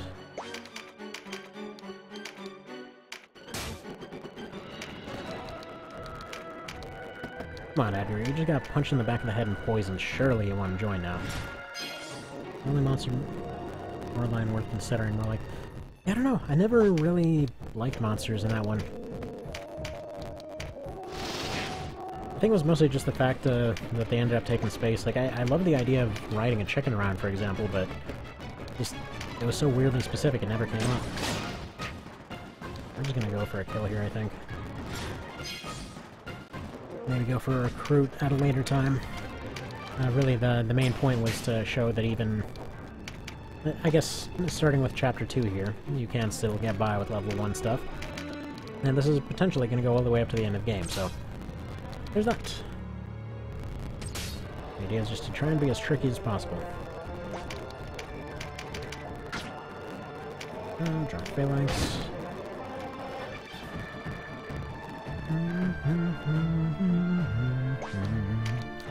This will be the slowly strangling units until they eventually end up going down type of run.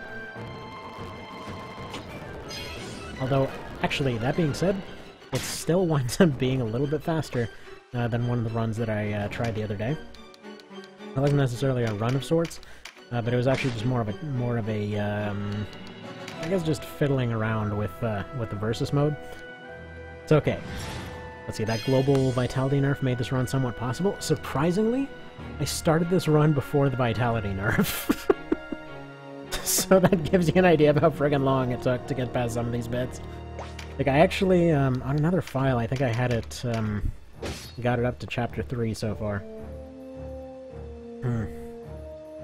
But okay. So, what's funny is I was messing around with the versus mode, and so Rakes was mentioning Grenadiers, and so what I did was basically took the Leech Health / item team from the other day, and just put them against a team that had 99 of every consumable, and could only use grenades. Now, here's the funny part about this. You might be thinking, okay, you know, that's reasonable enough. But grenades run off of weapon damage. None of them had weapons. So, this basically meant that they were doing fist damage. Now, again, you still might be thinking, okay, you know, eventually just punch everything. With this one, you can at least do damage with a punch. Also true. However, apparently, I guess it also ran off of resistance or something, because this ran into a stalemate that I left running for 18 hours. I just left it plugged in, and it was just going and calculating this fight for 18 straight hours, until finally the ones that only had consumables ran out, and very slowly ended up finally dying to the leeching health team. It's just a weird catch-22 that shouldn't work. You essentially have one team that can only do 1 damage, you have another team that can only do decent damage if they end up draining health from something else. So, I think it falls into the category of, wow, nobody would ever possibly ask this question, but there's that. Alright. So, I guess the main takeaway from this level in particular is just kind of the fact that even with clerics getting ridiculous buffs, well, comparatively ridiculous to how they were before. It's not actually ridiculous. You know what I'm trying to say, okay? It's not actually ridiculous. They're just way stronger and better at their job than they were before. So, even with this kind of situation where they are completely just drowning everybody out and healing, it's still possible. There we go. So, moo like waffles? Huh? Hang on, is that one of those visual ones again? Or, one of those pronunciation ones again? Someone like waffles?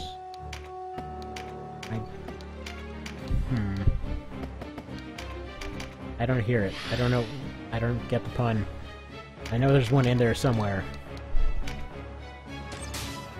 Flambard goes boom again. What I need is more units with rods, I think.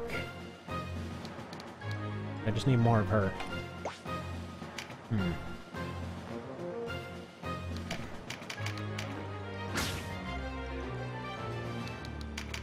Here, please go ahead and come in for the assist. There we go. Bam. So as slow as this particular thing is, I'd find it incredibly satisfying. I think you broke. Moo equals who? Gotcha. Okay, so I was overthinking it a little bit. I thought it was like the other day where it was, let's see, I think you had like Arm Moo Cow Do or something, and it was Armored Core 2. Oh, by the way, thanks Cashway, you know, really useful assist there. That guy that's completely out of danger and had some decent health. You got one here that's right in the middle of everything and has nothing left. Yeah, don't worry. Don't worry. That's some priorities there. You just prioritize that not being helpful. Gotcha. Moo equals who. But yeah, waffles are freaking amazing. That's who loves waffles. That's why I occasionally friggin' love Saturdays. I'll just wake up, go take the dogs out, go get the kid ready for breakfast, wife face is just suddenly going and pulling out the waffle maker, and it's like, yes! It's a Saturday, alright. I'm about to get some waffle action going on in here. And, yeah. Stuff's good. It's freaking delicious. Alright. Continue doing that. Here's the interesting thing that I love puzzling out about this run, right? So, the reason that... No, do not end your turn. You do some healing. Because Godfist is about to eat the floor. Our moo cow too. Yeah, there we go. That's the one that I wasn't getting at the time. Okay. So it's like a puzzle because each of the classes are different for, or useful for a different reason. So for example, like, say I made everybody into a sword hazard here. That could potentially be very good. But then we're gonna have pretty much constant casualties.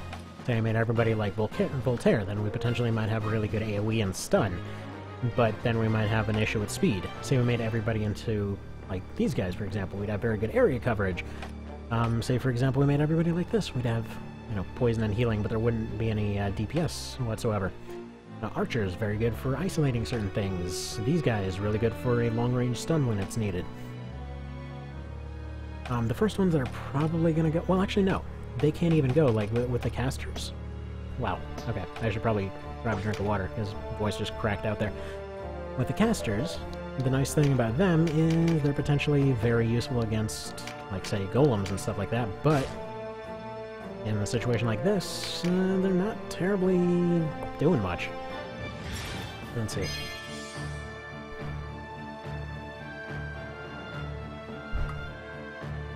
No, it's not the cat scream emoji I know and love. I mean the one that's got, like, the paws clapped on its face. Alright. And drop you here. Or this sort of thing. Can you imagine what these guys' bodies must look like? I know that seems like a weird comment to make, but I'm just saying, like, do you think it actually, like, heals up, like they just completely go back to their normal state, or they just get like, scabs and crap whenever a healer heals them? Like, is it just like they did their best, they got sort of glued back together, or is it actually like a full-on, you know, completely erases any damage that was there to begin with? Because then you just see somebody going into a fight and they come back home and they're just like a walking scab. Like, oh, what the hell happened to you? Oh, you know, I got murdered like 7,000 times. But it's okay, I got better. And that priest is gonna vaguely, threateningly wave that hammer in front of Static Man's face. There we go. That looks a little bit more like that cat emoji. The yeah, the other one's kind of like... The one they used is kind of constipated looking. Like, he looks like he's having a hard time. You see, erases damage and applies Mederma to the scars, I guess. Just like plastic surgery and damage repair all in one.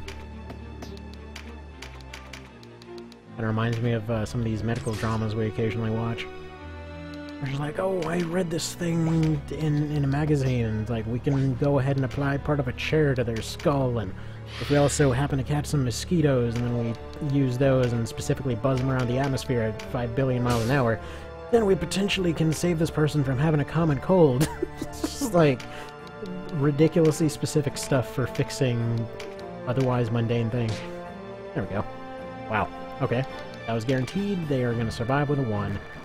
Awesome. Oh, and I even let them do a multi-heal? Oh, man. Incompetence is real. Rewinds time back to when they were healthy. But I thought actually, you know what? I'm not sure that theory works. You know why? Because if you look at the divine stuff, they get bonus swiftness, right? They can... Good lord, I'm stupid. That's not even the tile I meant to aim for. But they get swiftness, right? They can go faster. But if you look at the dark side of things, they get paradigm shift, so they can actually go back in time. So, what I'm saying is, you know, you kind of see where I'm going with this. They can have potentially done that because that's the one that goes forward in time. Wham! Yeah, there are really no dedicated time mages in TO. They're just like kind of split between multiple classes. Also, I'm really sick of this guy surviving with no health.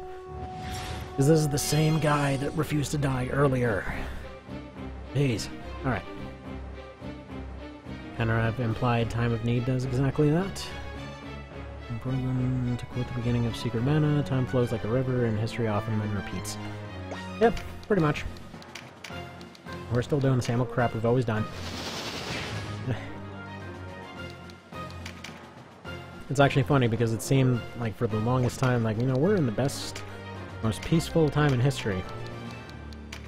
And then it still only takes a couple leaders going into the right spots. And there's already discussions of war. Like, there's really no point. Like right now, apparently, of all dumb things, apparently Canada got declared like a threat to the country because they wanted to put tariffs on it, but then they also wanted to be friends on the Russian side or something. It's, I don't know, it's a whole clustercluck of every time I turn on the news, it's like, oh god, why the hell did I bother turning this on? Everything is stupid and I don't want to hear any of it.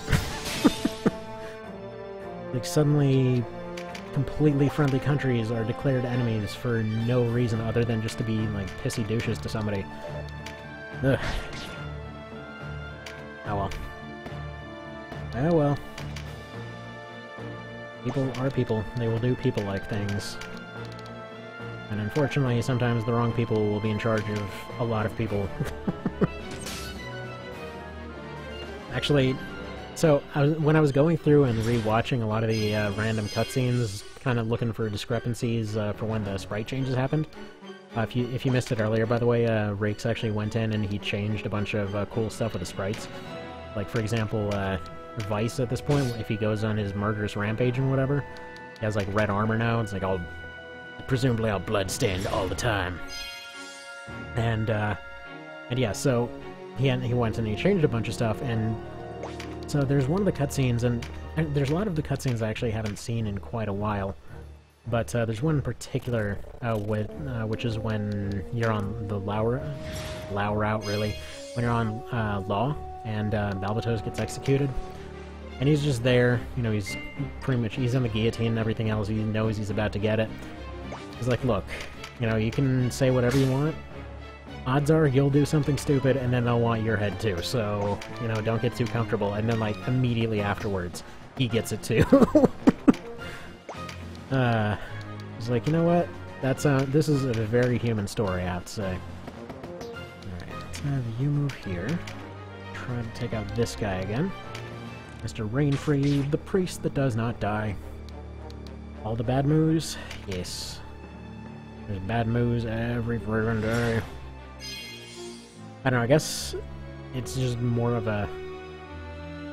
I don't know, I occasionally take some of the news a little bit personally, which is a weirdly specific reason. But for example, I had a complete lunatic of a mother that backstabbed me pretty severely. And everything that a certain someone does, like, leadership-wise, every speech, every action, every nonsensical attack on somebody that wasn't even hostile or whatever else. By the way, that missed him so hard it just bounced off him, I guess. But yeah, every time that happens, it just reminds me of, like, yeah, you could completely change those two and the exact same thing would happen. It's just like, this person's completely not an enemy, and then just like, out of nowhere, it's like, no, they are an enemy now just because I said so. Well, what's your justification? And then they just like, go on a complete conspiracy tangent for like a week. It's like, how on earth do you possibly connect all this stuff? I mean, like, I've had cases like for where my brother was declared to be some horrible, threatening person.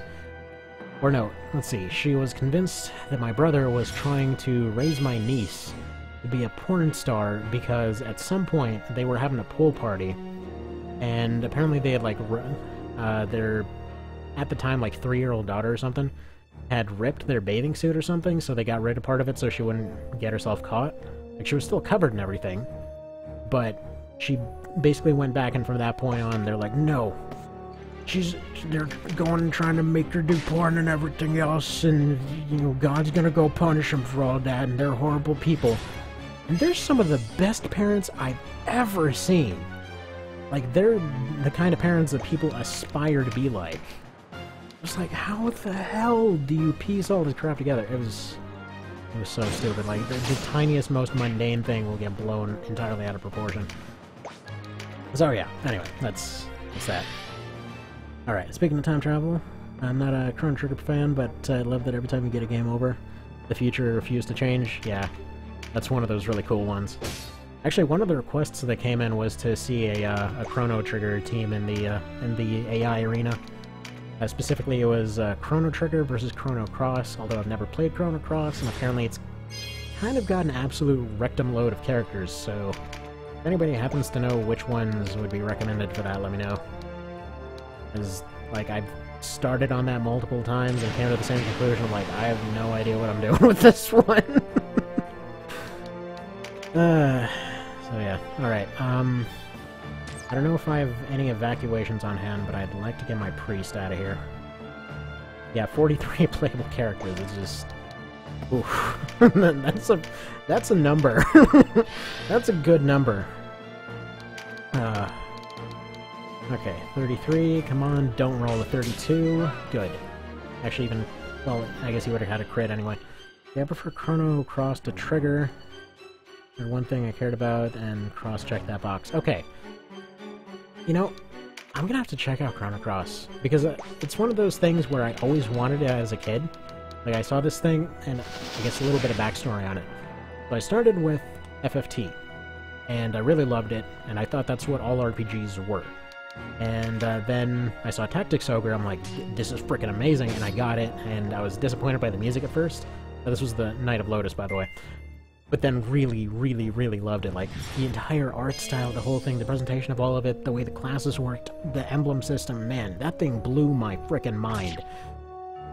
Oh, crap. You just smacked that guy so hard with a fan he got horny. Oof, that's a problem. Okay, well, Awaken is one of the abilities that we at least have. Actually, the fact that Awaken is one of those abilities is the only reason that this seemed reasonable, to be totally honest. Chuck a rocket you, or magic you, or something? There we go, please don't die. Okay, so what had happened, then I had gotten Legend of Dragoon, and my brother and I played that one on and off. I didn't get the story, but absolutely loved it. So, you know, I adored the ever-loving crap out of that thing. And then I was like, okay, I have seen this RPG thing, and it is baller as all hell. I want more of this. So I go online, I think it was like GameStop or something. Or GameSpot. That's still around. I think it is still around for some reason. So I looked at that, and there was this thing that was like, okay, you know, there's Chrono Cross. It's on the system that you have. Because I had a PS1 at the time. I had a PS1 and a Genesis. You're like, you know, this is an RPG that's very highly rated. I'm looking at the reviews, and they're all saying, oh, this is super confusing, and we don't know what's going on, but it's pretty cool. I'm just thinking, okay, that basically describes everything that I've ever liked as far as games go so far, so, fair deal, I'm gonna go get this. And I tried to find it, and I never could. Over and over and over I went, and I looked for it, could never friggin' find that thing. I should mention I was kind of in an artsy-fartsy town in Florida, and we basically had one video store, and my entire everything that I had was based off of stuff that would come on sale in the bargain bin.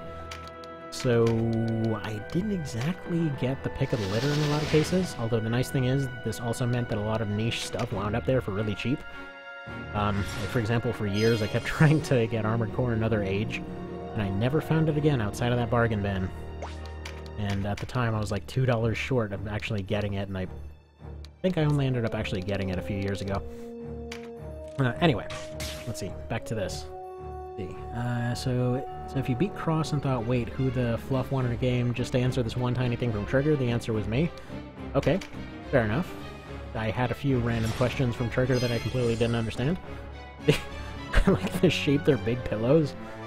Also, if you beat a certain other AAA game and were like, wait, why did all this become Angels vs. Cthulhu in space at the last second? That was me too. Are you talking about friggin' 11 to 13? Or not? It was like 12 to 13? 13 everything about 13 was confusing. There was, honestly, no part of 13 ended up sitting right with me. I'm assuming that's what that is. Because it was one of those ones where I looked at it, found it completely unappealing, looked up a few LPs of it, and continued to find it extraordinarily unappealing. Although that being said, there's an even weirder one. Which I guess it's not exactly a fair comparison because I absolutely loved it, but FF8, right? Starts off as like everybody's just coming out of this weird college thing. They've basically established like, look, we figured out these like summoning beast things that basically live inside of you. They're kind of like those stand dealies from JoJo. It's like, we found those, and everybody can use them, but they kind of make you go brain dead over time, so that's the main thing for not using them, which I find funny that they even brought it up because it never comes up again. But okay. They're like, okay, so we have these things, right? That's all well and good. We have them, they're great, and we use them for all kinds of military stuff, and then they go and they basically do friggin' D-Day on some random town. And they do this whole military thing, and they're supposed to go assassinate somebody and whatever else, and then just... like, the guy gets stabbed with icicles, and then it turns into some weird space adventure from there for no real apparent reason. And at some point there's an awkward joke about porn. It's funny because it's one of my favorite jokes from that thing, too. They have this bit where one of the characters, who's just a massive horn dog, is trying to set up the two main protagonists. He's like, oh, don't worry, I'll set up the mood. And he just basically just drops some porn next to where they are and walks away. Oh, that was beautiful. It's like one of those few moments where I saw the thing and like that's just the greatest. I want to see this happen in more situations. Let's see. I think people are just making content for me that I'm not consuming at this point. I'll also want to explain the Shadow over Innsmouth. The Shadow 20s superhero crossover is happening. Wait, what? They're turning Shadow over Innsmouth into a superhero thing? Dude, I want to see that! Let's see, or the fact that Godzilla in Hell is an actual comic series that happened. If you ask me, drunk at 3 AM for a series pitch. Aliens vs. Cthulhu in space and Godzilla vs. Satan would definitely have come up. Man, I want that. When's that coming out? Man, you gotta link me these things, holy crap. You like Ghosts and Goblins in Castlevania, you like Demon's Crest? That sounds familiar. It's the sequel to the Gargoyles game on the Game Boy. What? What? Let's see. You need a Berserker here. They can do damage just with their stats. Yeah, well, I do have one. I have Voltaire here. So I'm probably gonna mix, probably gonna have 2 Berserkers, two of these guys, 4 Archers, and 4 Healers as my final team, ideally. Let's see. It's the Shadow from the 20s, but set in the Shadow over Innsmouth novel, and Godzilla in Hell is already out. Yes. Okay, I know exactly what I'm gonna go look up as soon as this is over. Sounds amazing. Please tell me at some point they just have him, like, going and friggin' having some kind of crazy hell beams type situation, and then, like, Godzilla shows up, he's like, no, I got my nuke beam, and then they just, like, blow up everything. Have you ever seen that thing where they had the original Godzilla punch the hell out of I think it was, like, 2002 or something Godzilla, the really sucky one with Matthew Broderick in it? Like, where they went and they bought the rights to the thing, and then, like, they just brought him in for about 10 seconds in one of the movies, and they just basically had him punch him out and nuke him, and that was it. It's like, we bought the rights specifically just to get revenge on your sucky movie. Alright. The Aliens vs. Superman is a thing, though. On the flip side, there's no level 1 2H weapons a Berserker can use. No, but you know what? Mr. Rakes, what I did test it with is double halt hammers. And that's actually what I ended up using pretty frequently. Because double halt hammers still seem to hold up even all the way up to 50, weirdly enough. Yes, those aliens? No, the worst part, I never had any comics, so I see those. Love them, but don't actually read them. Maybe I should give... You know what? I have really wanted to see Berserkers with 2-handed swords on multiple occasions, but I don't know how that works out damage-wise. Because seeing that they can't use 2-handers kind of the point at which you start looking at axes and hammers, I always figured. But, hell, I won't say no to that. That sounds awesome. Let's see. Yeah, this from Final Wars. Yeah, Zilla vs. Godzilla, that's the one. Because Linkin Park plays in the background. The animated Zilla series is decent. Seems like the... Oh, crap. Hang on. One sec, gotta take this call real quick.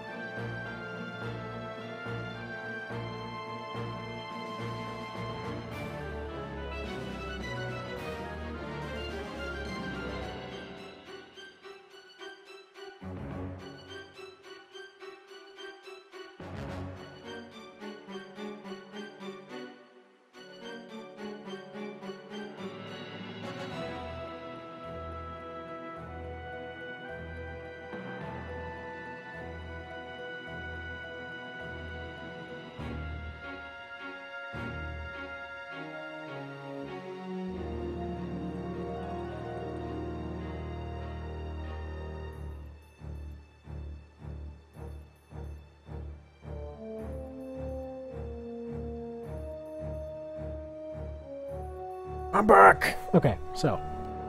Stuff happened. Alright. Let's see. Somehow I never gave Zilla a try. Even though I sat through 33 of the movies and even tried Rebirth of Mothra. Yeesh. The perfect depiction of Godzilla right there. Kind of a snakeling dragon type of thing. Alright, unpopular opinion, the American Dr. Pepper product placement infused Raymond Burr added version of Godzilla in 1985 is better than the Japanese version. What? Wait a minute, come to think of it, 1985, which one is that? Animated series stars the baby that you see survive. Oh, wait a minute. Okay, I think I was in the collection my brother had. So my brother and I always used to watch this collection of old Godzilla movies. That, yeah, I think it had most of them. Because that was the whole reason that we ended up watching the Godzilla reboot, and then couldn't really figure out what the hell was going on, because, like, none of the established stuff happened. Yes. Only USPS is coming. I don't know if that was them just now. But apparently, the computer is almost here. Alright, good luck, Vin. Hopefully your AC survives. You get the chance to breathe again. You can be amongst the breathing. Also, it's funny, earlier on, this lady right here, I tried to knock her off the cliff to separate her from the fight, and it's almost like she felt bad.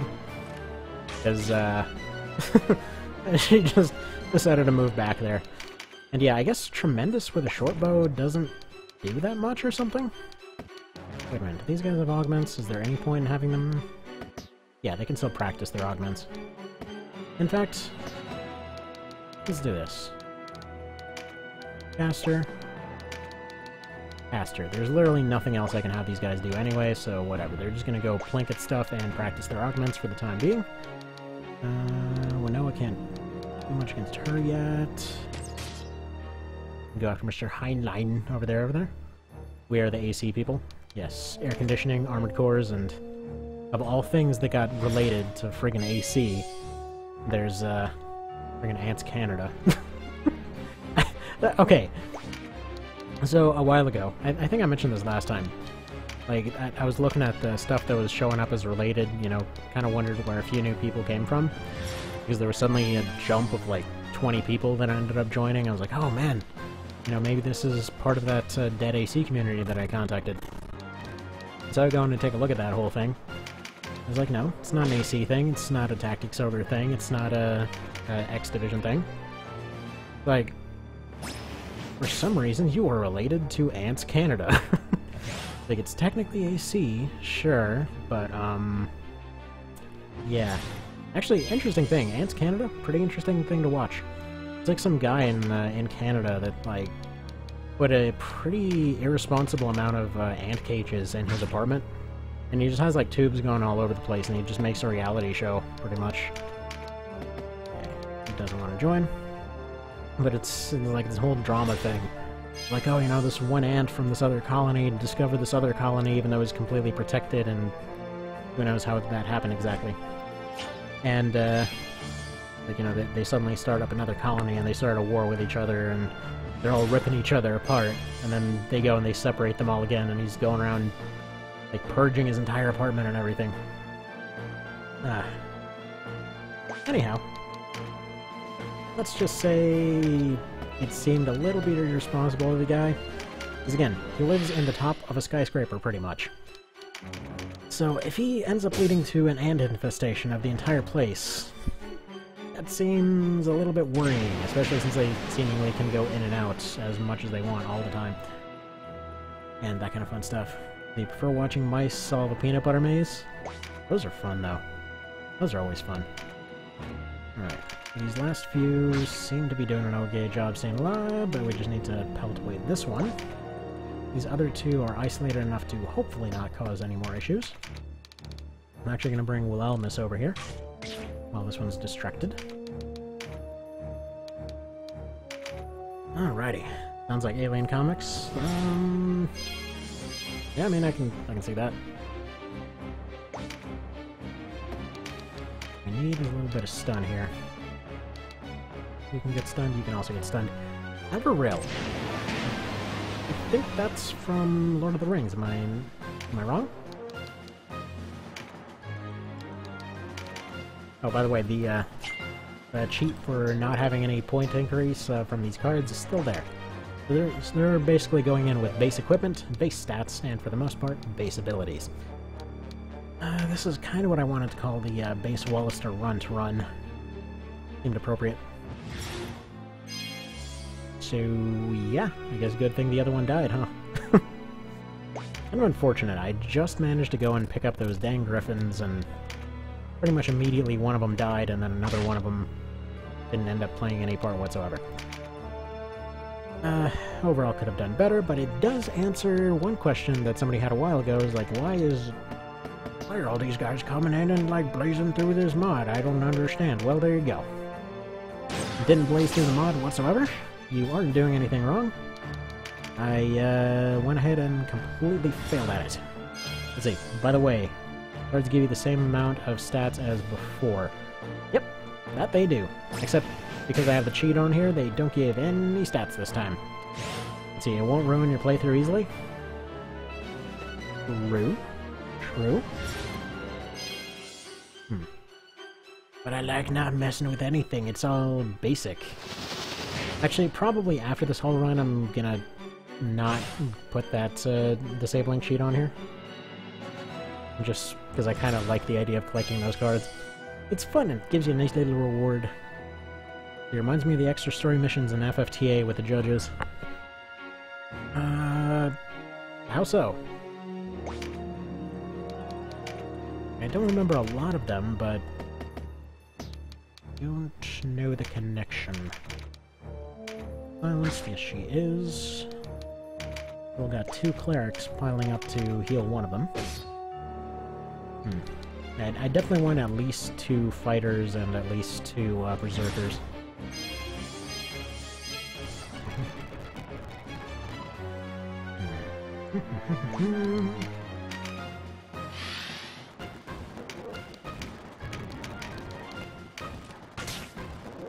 Yeah. So they do have some pushback, I guess some light weapons aren't able to push them off cliffs or something. We'll have you get to punching a little bit later. So, okay. Funny story on FFTA, right? So, both FFTA and FFTA 2, I've actually gone and almost 100%ed. And I say almost because I have 100%ed FFTA 2. Strangely enough, I've never felt compelled to do that for FFT. Not really sure why. It's not like I don't like the game or anything. I just never really felt compelled to do that. But here's the funny part. The only reason that I say almost 100%ed is because of FFTA. Because they had a really weird potential less game-breaking issue and more just extraordinarily annoying issue, in which, due to the fact that apparently despite taking over the entire continent, despite going and finding all these friggin' godlike abilities and everything else, somehow my party was completely incapable of finding bread. So here's kind of how this wound up happening. They have this series of trade quests in both of them, in which you're going and just trading a bunch of items for other items. Now, I have the guide. Basically, I just found the guide for cheap at a GameStop one day while traveling, and just figured, what the hell, I'll pick it up. So, at any rate, pick up the guide, and I find out how to do a lot of these little side things, and I'm just going through. Truth be told, I mostly bought the guide for the sake of the pretty pictures, because it was like, you know what, I just like everything about this game and I want more of it. So, you know, I'm not necessarily following it too closely, but there was no warning in there that you need to do, I think it was like 3 or 4 specific trade things at the very end in a very particular order, because you can potentially lock yourself out in a position to where, let's see, there was chocobo greens for one of them. You can get more of those. There was some kind of red gem thing, I want to say, which I think you can eventually get one more of. And then there was a bread thing, which was a non-repeatable, like, one-time thing. And you were just kind of expected to only be able to get that bread at a certain point. Well, I got it way past that point. Somehow I completely missed it. And it got to the point that I couldn't actually do the very last part and potentially get the very last item to 100% the thing. Just simply due to the fact that there was apparently no bread on this entire island, or on this entire universe, quite frankly. Let's see. I always wondered if ignore height would negate fall damage or float. Or knock... Oh yeah, or knocking units on traps. Yeah, knocking units off cliffs is one of my favorite things about TO. It's such a regular thing, and I love it. Actually, there's this one boss in the main castle battle in Night of Lotus. There's this one guy that's just a dick all game. Like, he traps you early in the game, later on he's a boss 2 separate times. And the second time you run into him, he has a tendency to love hanging around the ramparts, so you usually end up having this dramatic fight with him and everything else. And he hits all really hard and everything, and he crits all the time and knocks units off walls. But you can win the fight at any point simply by shield bashing him off that wall. It's just fantastic. Easily one of my favorite parts of that thing. I just love KOL so freaking much. Actually, just going for that charm smack again. Hit so hard with the fanny, popped a boner. Alright, what else? If ignore fight... Okay, ignore height in this one does actually negate fall damage, I believe. Like, all their fall damage is decided based off of their equipped abilities. Like, if somebody has hover, they just go... I think if they have hover, they still take fall damage, but they take 1 tile less. If they've got float... Or no, if they've got float or hover, I think those are 1 tile or 2 tiles. Less damage. If they have fly or if they have teleport... Okay, teleport they would still take damage. If they have fly, they don't.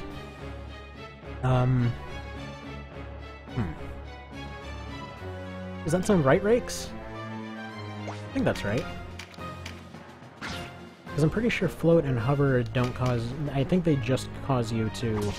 Or in this case, wind walk and... Okay, what's wind walk? Let's see, there's hover and there's wind walk.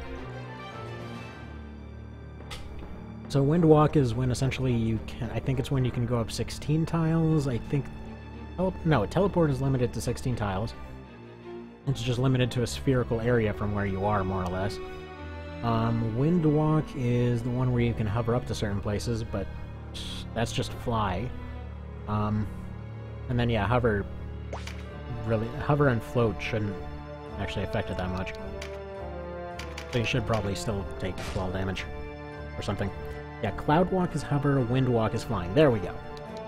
Because it's not confusing whatsoever for there to be multiple of them. It's funny because it makes so much sense, and in any other context I would have actually asked for that. And then for some reason when it's actually in there by default, it's just my brain immediately goes to why on earth can't I understand this? And yet if it was implemented by a mod, I guarantee you the first thing I would have thought is, wow, I will remember this instantly. I can't play tactics anymore, so I can't test. Yeah, FFT, I think flying did remove falling damage. Although that almost never comes up, doesn't it? Like, I think aside from like, moves like Rush or whatever else, I don't think it came up that often. I could just name Cloud Walk to Levitate. That would make more sense. If that's a possibility, that would be a lot less confusing. Like, it's funny because the names make sense, but it was that same thing where they just kind of wanted to give 2 things the same name. Where, Mother's Blessing and, what was the other one? Mother's Mercy, I think. Mother's Blessing and Mother's Mercy. And then you always end up selecting the wrong ones because the fight went on for like 40 minutes and you couldn't remember what was what anymore. That happened to me so many times. Well. Ah, well. No problem at all? Yes! Finally it can be levitate! So, you think Mr. Heinlein, the random German... Oh, whoops. I accidentally leaned on my controller. Mr. Heinlein, the random German over here, might finally end up getting taken out at some point.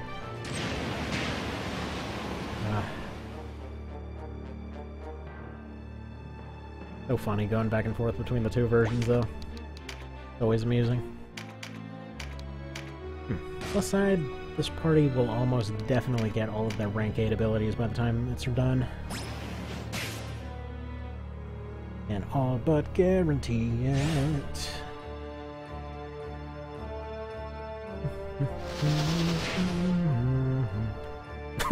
A no Taco Bell emoji. Yeah, see, that's the thing. They care about the health of your toilet, Mr. Cow. You can't go to Taco Bell and simply walk out with an intact bunghole. It's not something that happens. They want everybody's sphincter to be safe. So, you know, they had a Taco Bell emoji. They care. They absolutely care. Man, even when traveling, even out in the middle of nowhere, usually the discussion is, hey, there's nothing out here, there's a Taco Bell. Yes, but is there a gas station or something to go by but get some pretzels or something instead? You know, usually it's the last of the last resorts, and then it's always regretted. Every single time. Alright. Their TP is gone, we've got one of the archers coming up. And this should be checkmate right here. Gonna be Mr. Staticman, or is it gonna be Will Elmas? Okay, Will Elmas might not have the damage to do this. On crit. Nope. Yay, rank up. He might do 10 damage now. Alright. She's gonna go ahead and chug a blue potion then, and heal up completely as if nothing happened. Ooh, there's a pro Taco Bell one. It lies. It wants to destroy all of your ceramics. Funny part is, I used to really like Taco Bell. Like, back when I was a kid and, like, had $5 for food or whatever else, I would go and get some ranchero tacos from there and whatever else. I was like, you know, this seems like a pretty good deal, and it seems pretty alright. Oh, wait, crap, I can't have you automated because you've got Dust Devil. This guy is lucky that he missed, otherwise we'd have to have words. Because he would have invalidated the run, dang it.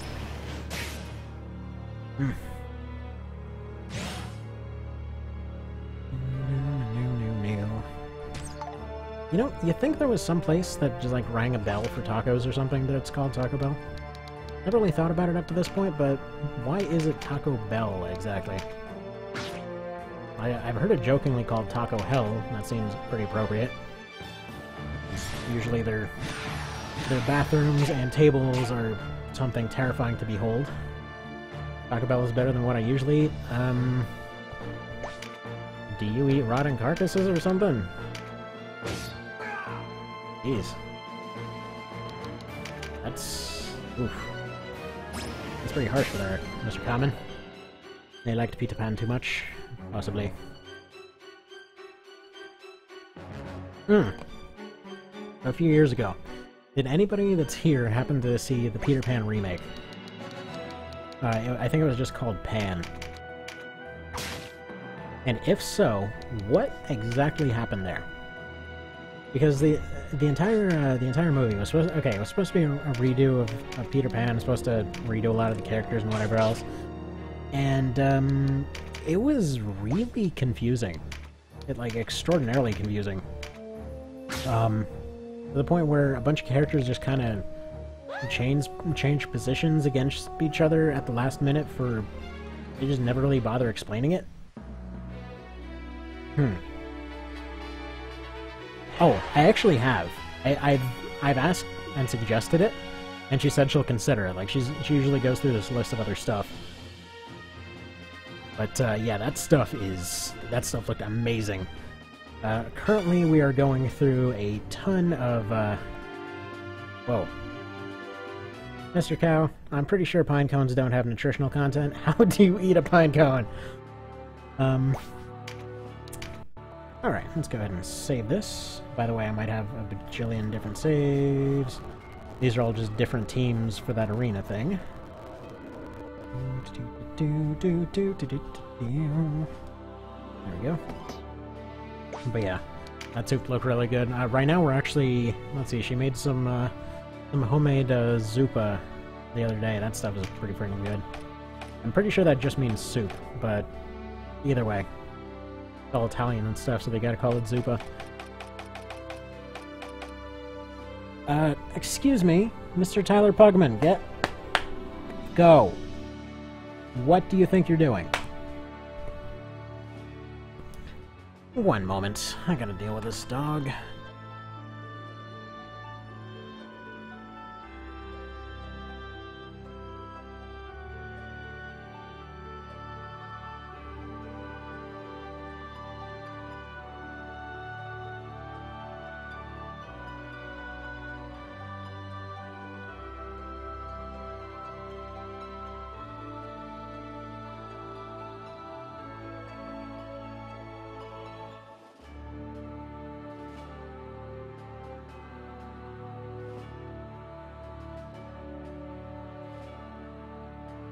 Alright, back. See my utters and tatters, of course I'm retreating. Oh my god.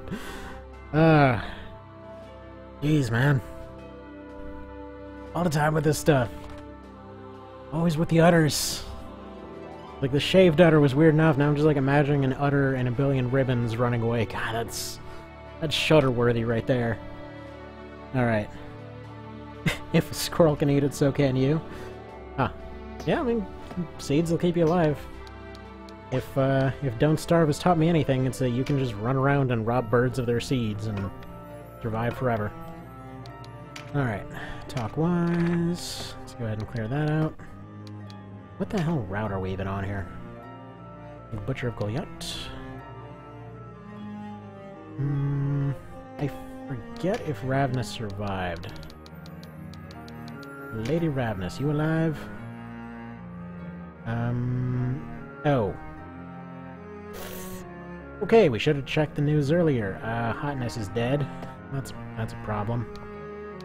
And every single time, every single run now, end up looking like, I'm gonna manage to save Ravnus this time, and like, nope, dead every time. Dang it. Alright, we can go to Farampa and pretty much die and accomplish nothing else. Let's go back to the city.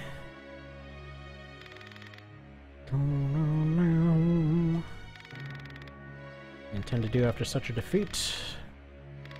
Well, I got kind of kicked in the parts there. Go ahead and skip over this. We've been through it before. Long story short, Resistance got kicked in the nads. What a shame. Okay. Nobi dead. Yeah, no, she's, Okay, so they added a character that's basically Agrius from FFT. And you can only get her on one route, and the actual process of getting her is basically you have to go back and read the news, and you just kind of have to catch a glimpse of whatever the news was, like, you know, they're transporting a prisoner over here, and then you're supposed to keep going to those fights, and just save her, like, 3 times, and then she finally agrees to join you. Despite the fact that, you know, previously she wasn't exactly going to do that. Anyway, the point being, she's not super big on the whole joining you thing early on account of you kind of agreed to a genocide. There's that. It's a problem. You maybe shouldn't do that. Let's go ahead and make you a Gafgarian. Why not? There's reasons, probably. By the way, Mr. Rakes, quick question. Is it possible to get Terranite marks early on the law route? Since in the SNES game they were basically a thing where you would just go and get Terranites potentially early and or only on the law route. Is possible or no? Okay. Have you be a swingy sorty sort. Because I want to train me some Terranites.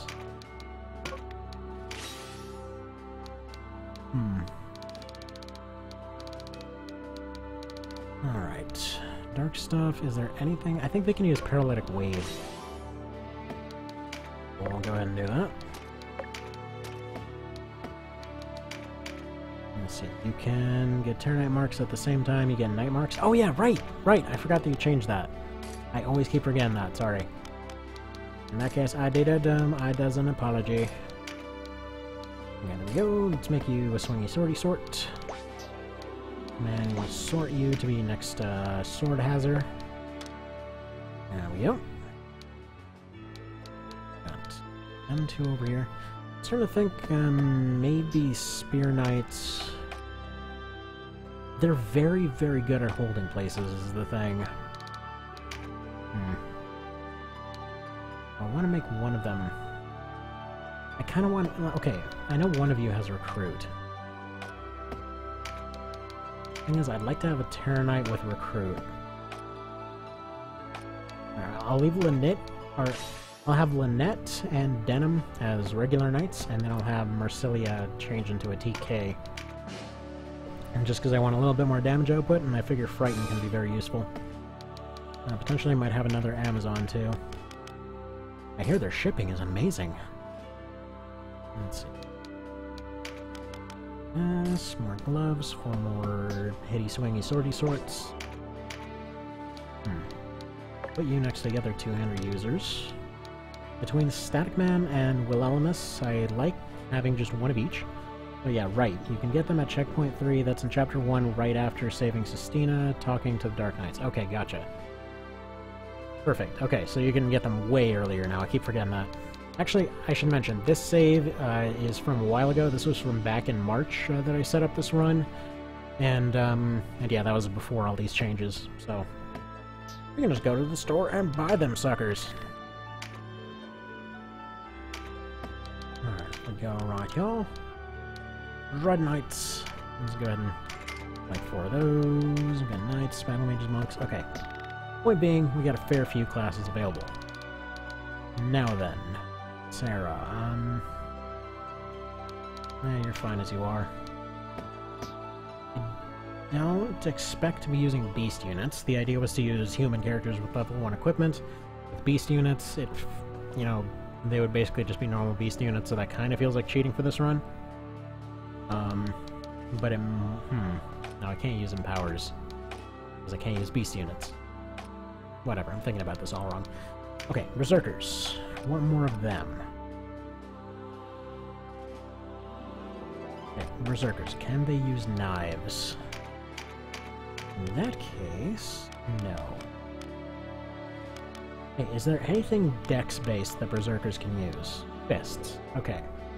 If I can have dual fists on Sarah, that might be an idea. A dual fisting Berserker. I think I like that idea. And again, she could also be a punchy sword with 100% poison chance.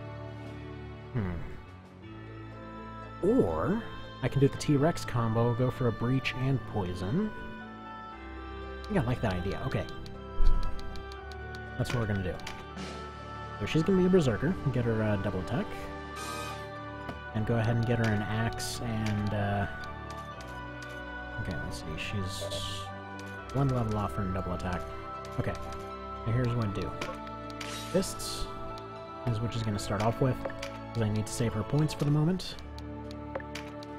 Do any of her skills carry over? Not really. That's fine.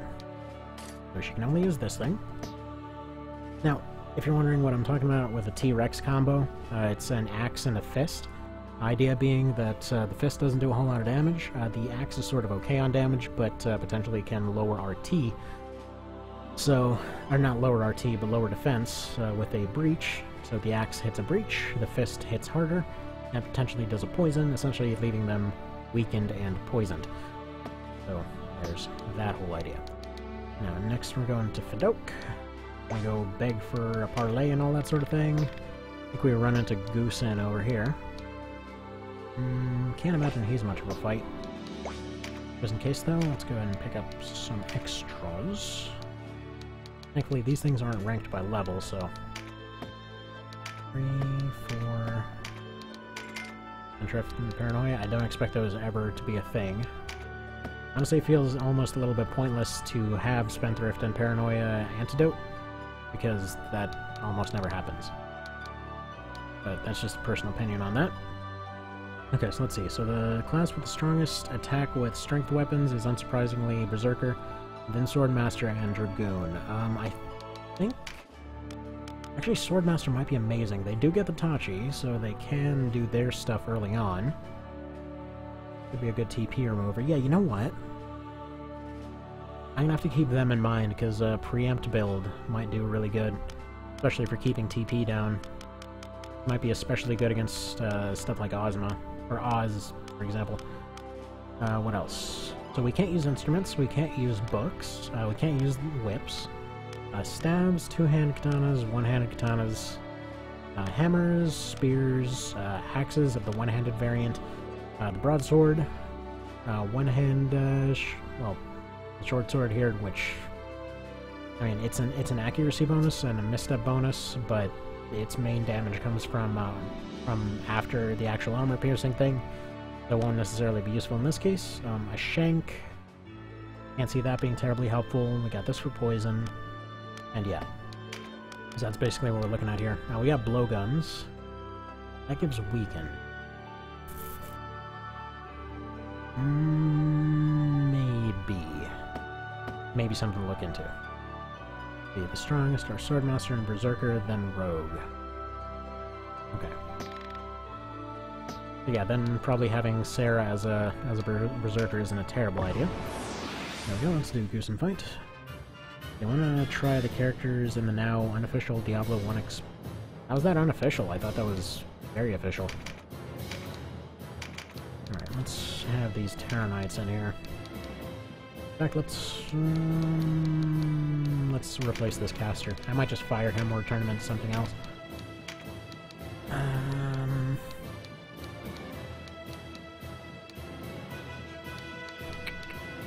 Yeah, this looks fine.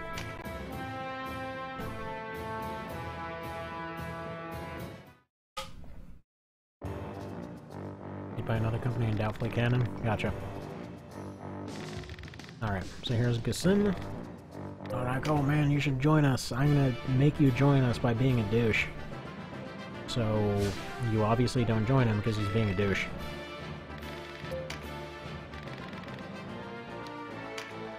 As per usual, you can give Cashua a little bit of a loyalty bonus by essentially calling this guy out. Why are these gremlins blue?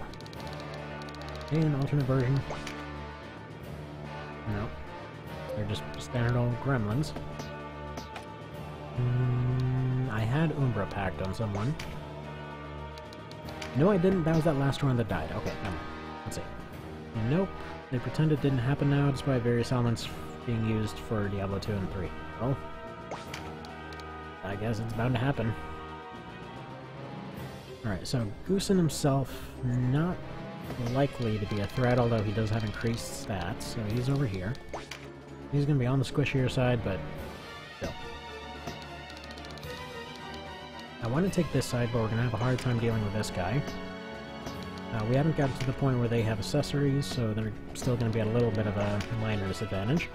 I kind of wish that they did get accessories early on, but just because the only thing it really hurts is this kind of run. But I think instead I'm just going to try to take the left side.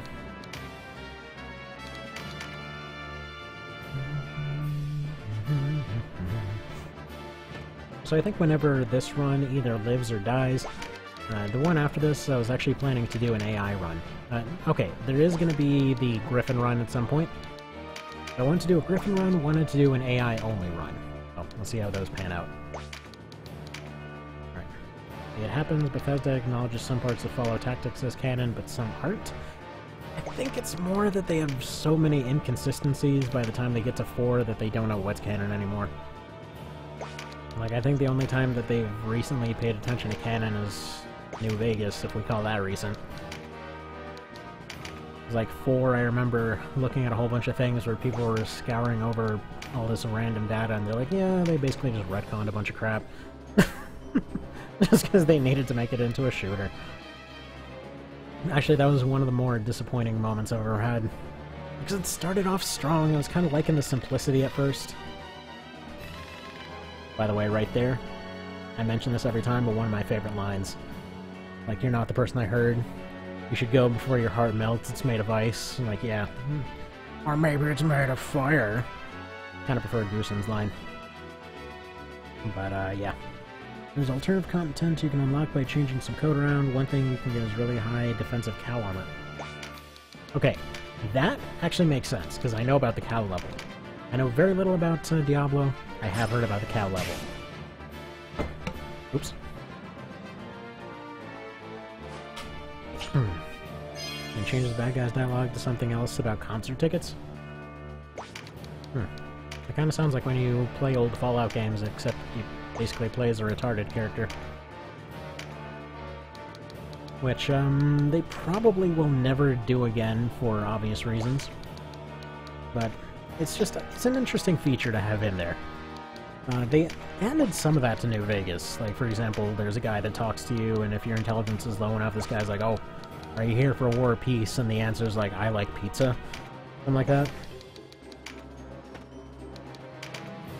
I always love that kind of stuff, but obviously it's kind of insensitive. Of course, it's not really going to be much of a thing that comes up very often. Alright, these TKs, I definitely shouldn't have them in the front line, but they're about as prepared as everybody else, so... So that either way, we're basically piling a bunch of weak units on one guy. And this guy has chosen to be our happy little victim for the day. Thankfully, Mr. Goosen is not aware of the amazing wonderment that is actually having his units come out with a healer. At least not on this side. So we've got a couple turns until they get here.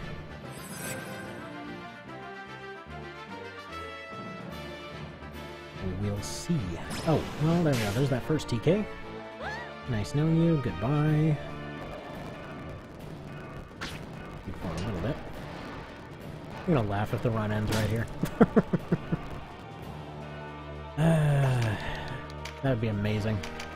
Like, 2 runs started, 2 runs dead in a single stream.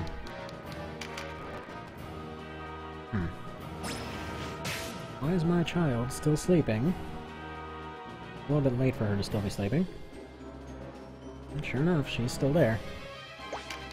The kiddo hasn't been feeling terribly well, so if she wants to get a little bit of extra sleep, I certainly will not be questioning that. That's the thing. You hear about all these different phases and everything else. Teething doesn't really come up that often, and it's really one of those phases that's kind of hard to explain if somebody hasn't been a parent before. But it's just like, it's whenever their teeth are coming in and they start having all kinds of fevers and they start being really pissed off and like tired or angry and whatever else, and you end up going to a public setting like, what are you doing to your kid that they're suddenly going and getting all angry? Oh my god, you must be the worst parent ever. Like, no, this is just kind of what happens. You know, they're teething. Anyway. They put this alternative stuff there for laughs, I guess. It changes quests around and whatnot. I meant to use some of it originally and changed their mind. Kind of funny that Fallout Tactics has cow armor. Really? Hilarious.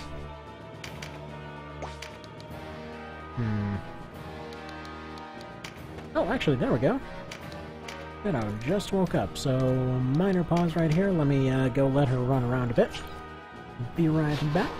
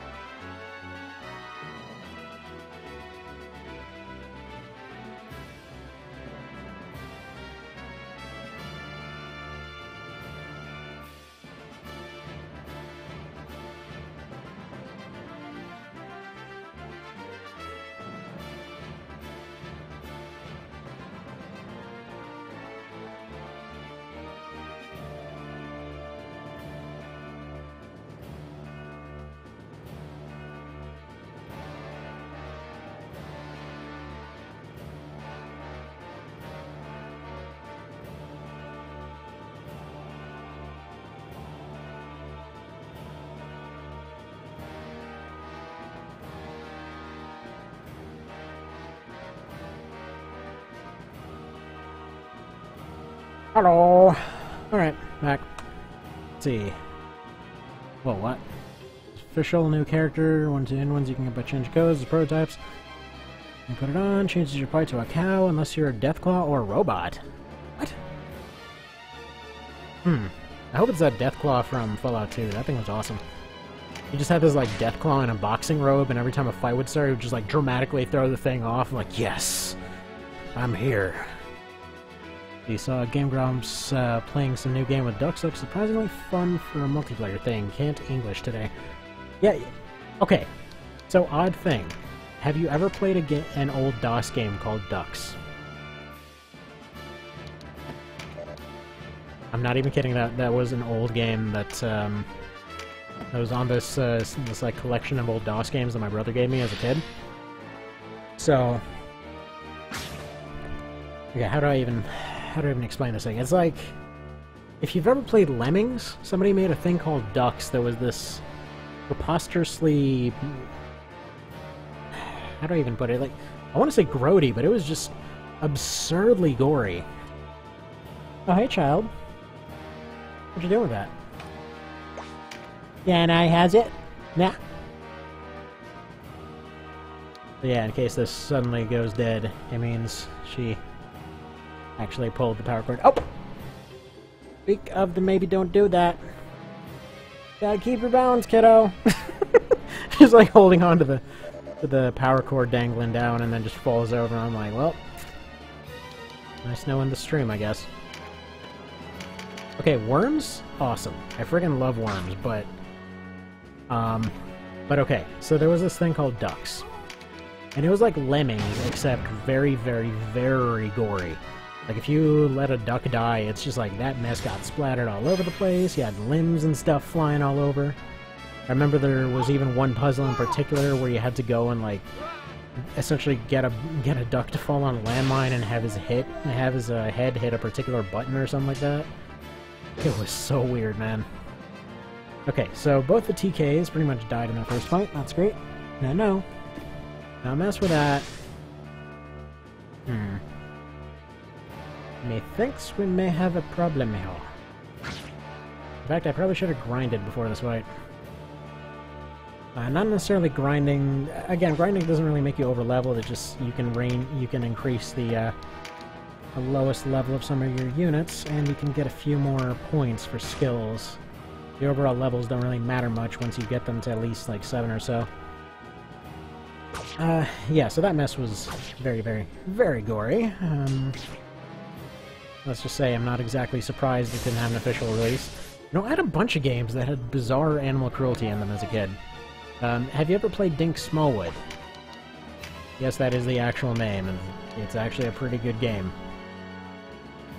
But yeah, if you ever played Dink Smallwood, it's kind of like an old Zelda / Diablo kind of thing. Like, it plays a little bit... Okay, actually it doesn't play anything like Diablo. How do I describe this? It's not like Diablo. Okay, it's like an isometric, kind of semi-optionally grindy RPG of sorts that's intentionally trying to be as funny as possible. Also, Mr. Hadrian is his own wall at this point, it seems. So here's the plan. Nobody seems to be attacking a duo. I'm gonna have him go behind Gusen. What I'd like to do is have... Okay, if I can explain this with the kind of cursor here. What I'd like is to essentially lure him one step closer. I'd like to have Lynette and Adieu on this side. I would like to have Sword Hazard in this lady's spot. And potentially that should be good stuff. For now, though, let's go ahead and get this guy out of here. He's not going to be providing much good content. In the form of damage, anyway.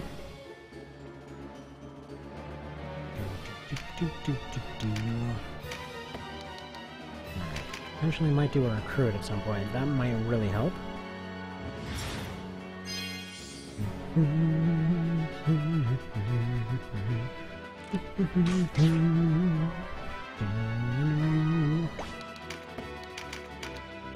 For that plan to succeed, I basically need to have this unit here out of the way. Unfortunately, they've got a hell of a lot more units than I do. That isolation plan is a little bit of a problem. I can't move my knight into the water, so that bit's a little bit hosed. Don't like Animal Hurt games? Yeah.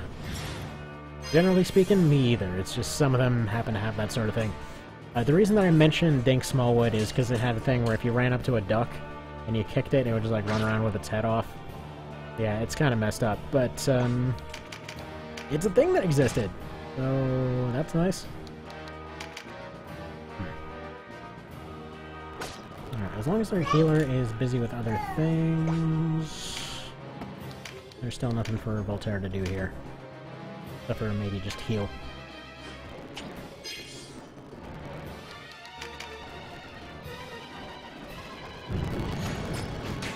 Okay, you're dead. Or not. Almost dead, though. Notice how the summons actually do more than 10 damage. They're useful now! Which is funny, because when the AI would use them, they'd just come in with all their tier 2 stuff that you pretty much had to go to the bottom of literal hell to go and acquire. Whereas if you end up going and just running into units in the wild, they're like, no, I just have these abilities now, except if you hire me, I'll forget them. That stuff. That stuff will always get to me about base game. Like, a lot of the other stuff... okay, I should explain. I like going through base game a whole bunch. 700 was too cheap. Yeah, no, in this case, it was a bit too much. You just got knocked out with one punch, almost. It's okay. I like going through base game pretty regularly, just for the sake of kind of seeing what they were going for. I think I've mentioned that a bunch of times before. But it's funny, because that's one of those ones that I guess they wanted to make ninja summons a lot more useful. Except then they realized that the system they had in place wasn't quite cutting it, so they're like, okay, anything that's in the wild can just gain access to anything up to their level, so they're just like coming in with Elia 2s and stuff like that, and they're like, okay, I'm gonna do like 800 damage with my random summon move. And yeah, you don't gain access to those things until you go to some very, very, very out-of-the-way places. So Diablo 1 is challenging. I do Ironman run type things with PS1 version with all 3 classes. It's tough. RNG is fickle. Yeah, it really, really, really depends on the RNG, on whether I'll ever Ironman a game.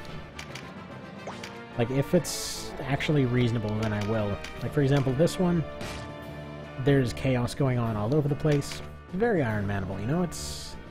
you can understand what's going on, you can make use of the RNG, you can increase your different stuff here and there. When it's something along the lines of, you know, if you don't get this one piece of equipment, then you're basically hosed. Not so much. Which is funny, because I tried to basically do that kind of mode for the base game of Tactics Ogre at one point, that I liked calling the Catch-22 run. So the idea behind it... yeah, you're... okay, you keep surviving by utter miracle. And he's put himself in the water. Voltaire will continue just doing what he's doing, I guess. He doesn't feel like getting unbound anytime soon. Okay. So, the basic idea of the run was you just could never use a store. You couldn't revive any units. Oh, hang on. Child, where did you find a fortune cookie? We haven't had Chinese in like 2 months.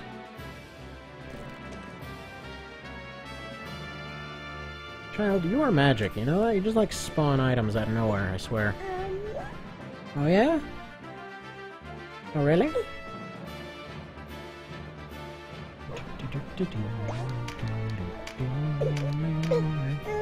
Hi. Here you go. You can watch the screen. Alright. My AC is unexploded. Thanks to the fans, the house only hits 80 degrees. It's about 87 outside right now. And see if it can cool off. Still sounds relatively merciful. So get this logic, okay? So Michigan in a nutshell. The other day, it was... okay, actually I should say like 2 weeks ago. It was like maybe 40, 50 degrees outside. And like a week ago, it just suddenly decides that it's like, oh, 95 degrees for like 3 days. And then it just goes back down to like 80. Like, what is going on with this weather? Why does none of it make any sense? The Path of Exile ruined the whole thing for me.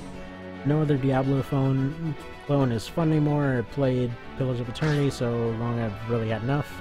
It means I'm out of ARPGs to play indefinitely. But Pillars of Eternity was kind of... like, is that actually an ARPG though? I kind of figured it was more along the lines of strategy just because you can pause it at any time. Actually, come to think of it, I never finished my Triple Crown solo of that. I need to do that at some point. I was doing a TCS a while ago. Never wound up finishing it. I think I got just, let's see, I was kind of getting onto the home stretch. I got to whatever the hell the town is where you meet the kind of ghost lady that joins your party. And it's funny because at the same time that I was reading her description there of like, oh, they're wearing bracelets with little charms on it for babies. That same exact week, I had this relative on the other end of the world that just ends up sending me this thing that's literally exactly that. It's like this little amber bracelet thing, and one for each hand. But yeah, with like little charms on there for babies. Alright, Summers used to be the temp, spending 2 weeks in 97, then it'll hail, and the temp would be 40 and crawl up for a week. Are you sure you're not in Michigan? PoE is more often used for Path of Exile. Oh, right. Okay, for some reason I thought you were talking about both of them at the same time, but yeah. PoE looked fun. Or that PoE looked fun. Okay. Hello, child. You need to go after my nose. Well, Mama's at work right now, kiddo. Alright, one moment.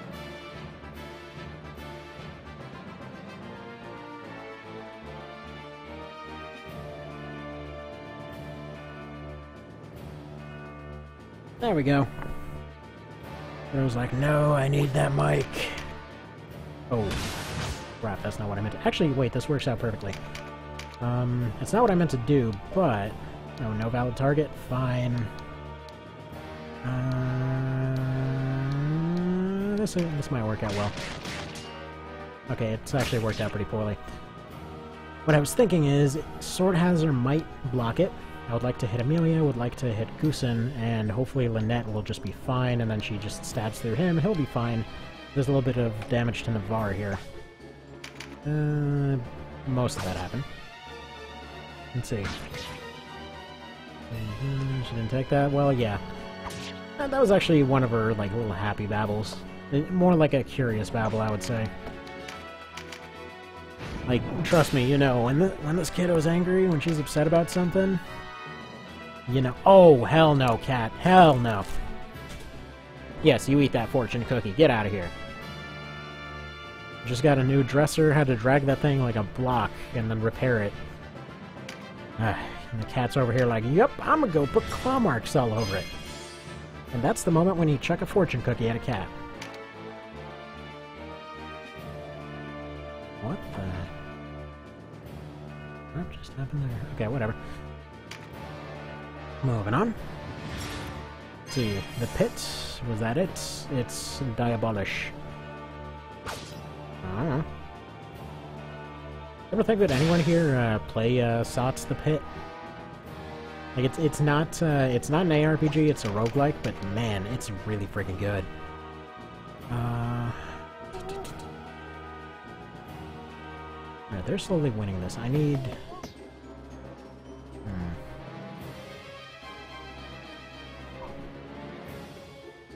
I need to do some stuff here. First off, random rogue guy, you get poisoned, please. Okay, no poison. I need to see about recruiting someone. So I know Denim has recruit. He's off to go potentially harass their healer.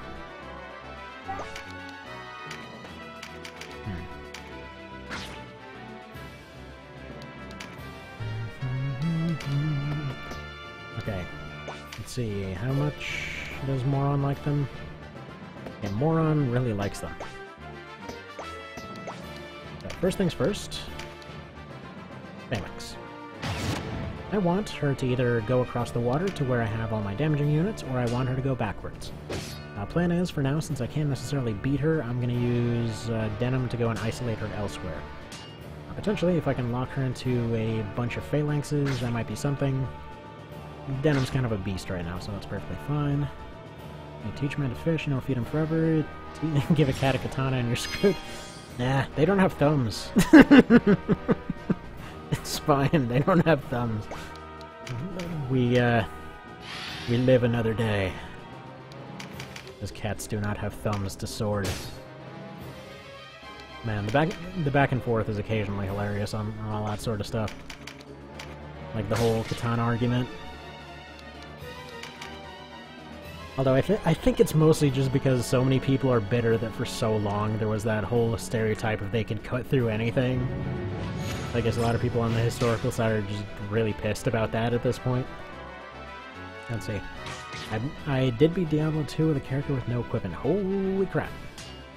How long did that take you? Because I'm assuming that just consisted of a lot of poisoning everything. Alright. You got a sweet necklace there? And a hard... Where did you get a hard drive? Are you?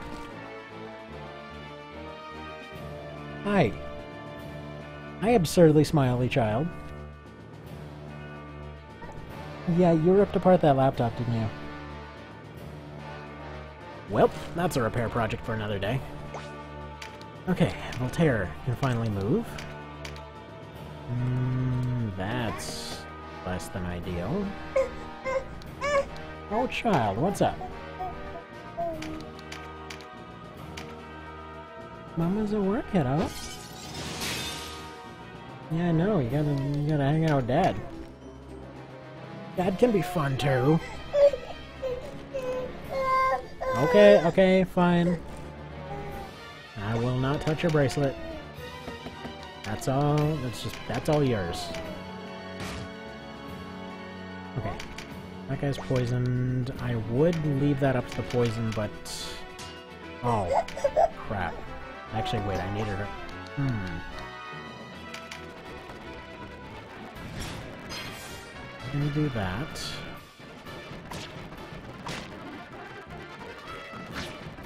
There's still options here.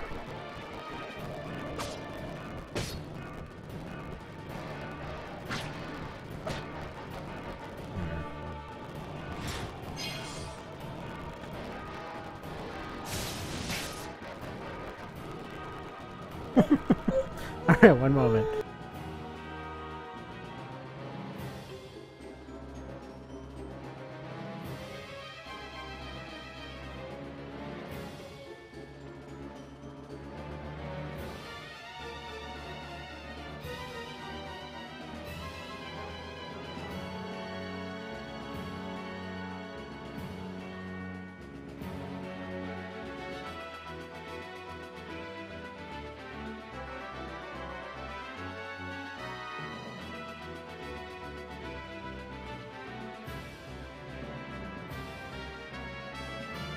And I'm back. The child thought it was really funny to spill my water bottle. Okay. Go ahead and silence Moron here. Let's see, use sorceress and no poison, use ice. Let's see. They're halfway through nightmare difficulty now. Yeah, I think it's safe to say it probably did that for a hot minute. Okay. What do here? Ronation. Who can we ronate? Maybe Goosen?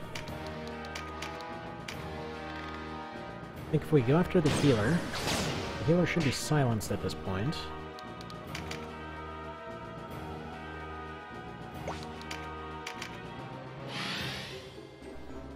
Problem is, everyone's kind of cut off from everyone else right now. Alright. First thing, the bar here. There's a possibility to do some stuff to him.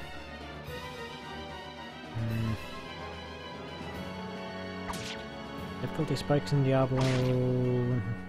Joke. Armor becomes useless, which changes the pecking order of enemies. His range checks fast, Husker the most dangerous then. Yeah, that kind of winds up happening with like any game that winds up with an insta-kill mode or whatever else. Sometimes works, sometimes doesn't. Like one of my favorite runs of New Vegas, for example. One of the ways that I absolutely love to play that thing is with like the damage at 6 to 10 times what it normally is, which results in a whole lot of like, you know, you're hiding around a corner because you know somebody's just got like a basic pistol or something like that, and it's really good immersion-wise. You know, it actually all feels real there, but oh hi. Oh yeah? You like using a boot as a glove? Okay then. Like, I just wanted to make sure that you knew that I'm using this boot as a glove. Okay, bye. So you can walk into a room with 100 archers and die right away since they do 100 damage shots instead of like 8, and you can't rely on armor. I really like relying on armor. Not gonna lie. If the option is, do you want to rely on armor or not rely on armor, I would prefer to have an armor system that works.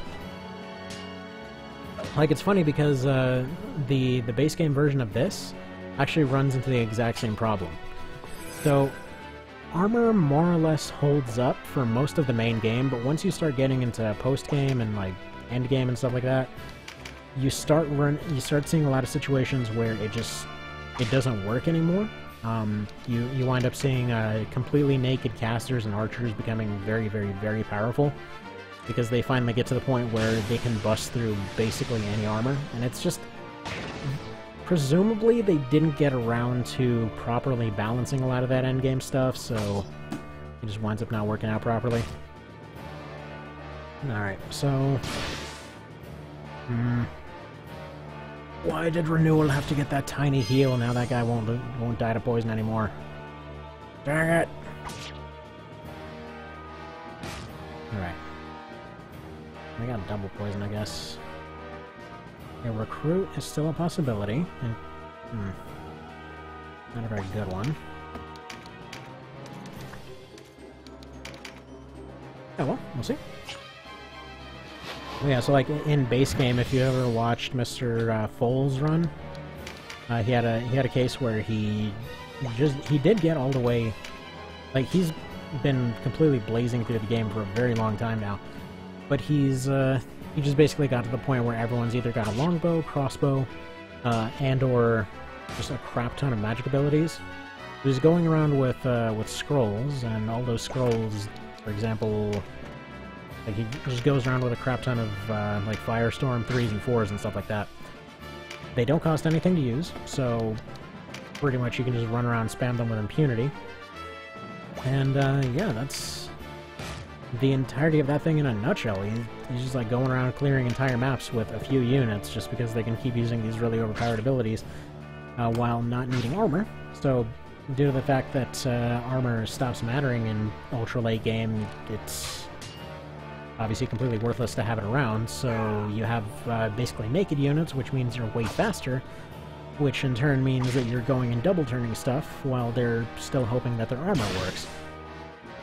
Now it's funny, because to some degree this is meant to be built into the game, kind of. Like if you look at guns, for example, their main thing is they're supposed to be able to penetrate anything. Or probably insert sex jokes here, but still, oh! Actually get rid of their healer. Okay, good. So with the healer gone, we should be able to just regroup and win this now. Provided anyone's still alive. Keep dodging, people, come on. Military survivor with 1 health. Oh, come on, you suck, Kashua. Here's 1 health. Right, that's fine. This basically means poison is now more or less a death sentence eventually. If I'm a shield with infinite durability so I could whack away and restrain. That doesn't sound broken whatsoever. Actually, okay, I was mentioning Sword of the Stars of the Pit earlier. Oh, hello, phone. Goodbye, phone. I was mentioning Sword of the Stars of the Pit earlier. It's this roguelike with a whole bunch of stuff. Well, inspired by a whole bunch of roguelikes, but it's kind of like you're pretty much in Star Trek, except you're going through this 40-floor deep dungeon type situation with all kinds of bizarre monstrosities going after you. Dang it, I needed her for stuff like poisoning things. So Goosen is poisoned. It basically just means we can outlast them, more or less. Okay, child.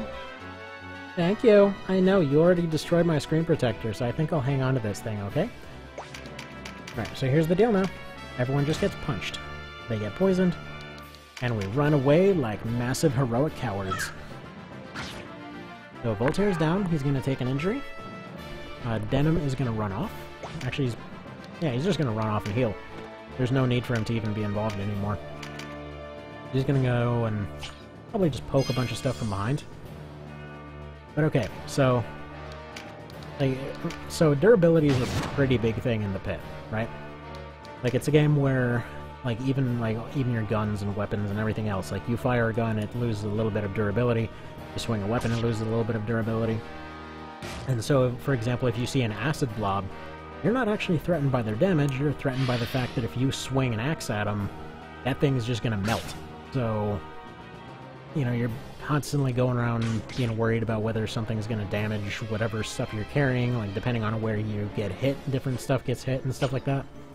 Actually, there's one enemy in particular that's kind of scary, in which, if the thing ends up hitting you, it's got a 10% chance to insta-kill, but also, since that's more than likely never going to happen, it will just vaporize one of your items. Which might be something as worthless as just like a bag of Cheetos you had in your friggin' pocket, but in many cases it might be your friggin' best weapon that you just found, a like friggin' automatic, like, plasma nuke, whatever. And, yeah, then you're just kind of stuck there. So you'd end up going MacGyvering a bunch of stuff together, like, you know, you had a gun that broke and you ended up getting the parts from it. And you took those parts to go and combine with another thing, which combined with, like, a sonic module that you found. And sonic module, I should basically mention, is, like, the actual sound gland from a bat in that one. Like, you combine that with some string and some electronics and whatever else, and you can make yourself a stun gun and stuff like that. It's such a cool game. Especially the fan mod for it. So dang good! Okay. Here's the thing. Alicia needs to live. She is the key to making this fight possible. So what I'm gonna do is she's gonna just sit there and repeatedly heal. Oh, they've got antidotes. Crap.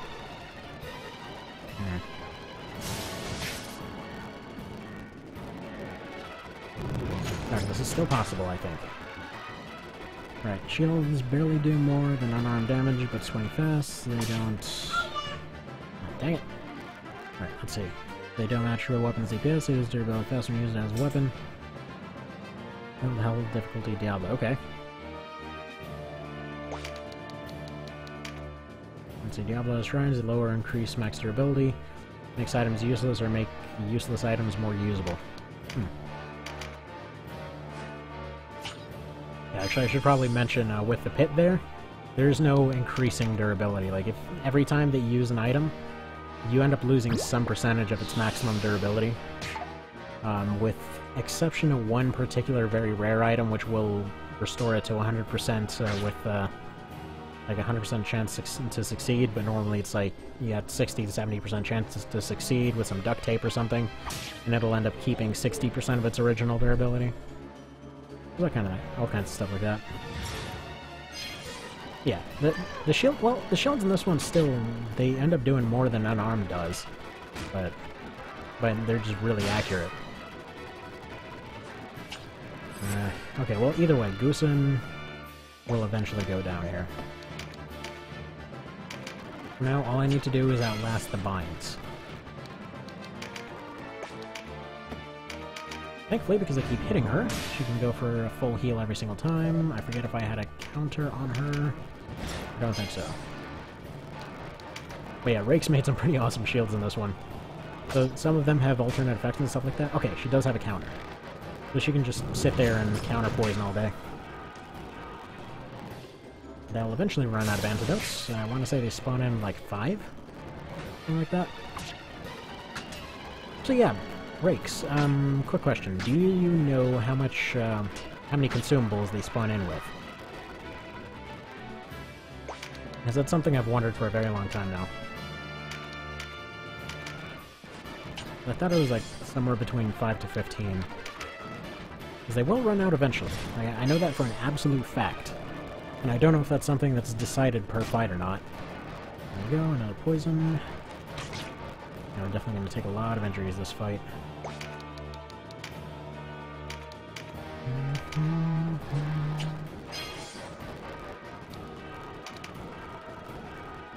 Do some curling poison? No. Okay, Felicia, you are friggin' amazing. I just want to point that out. Medic. This would be a good time for paramedic. If it isn't, I have no idea. I know it isn't infinite because, okay. Goodbye, Sword Hazard. Okay, so you know the one. Okay, first off, in a lot of fights, you can see that they seemingly run out of items, which is what makes me think it's 5, except for some of them where it's 15 or something. But the reason that I say that, a couple reasons really. But if you have that first fight with Nibith, back when he required consumables for the whole Summon Darkness thing, he would eventually run out. So I forget what exact item he needed in order to use that ability, but he would eventually run out of that particular thing. So there's that. Plus also, the AI in multiplayer is still limited by whatever you had in your inventory, so I would assume the system would kind of function the same way. Or is almost dead. I will try to recruit him. Please miss. Thank you. God, Felicia's so friggin' good. Yeah, she hasn't even taken any damage since last time. Friends.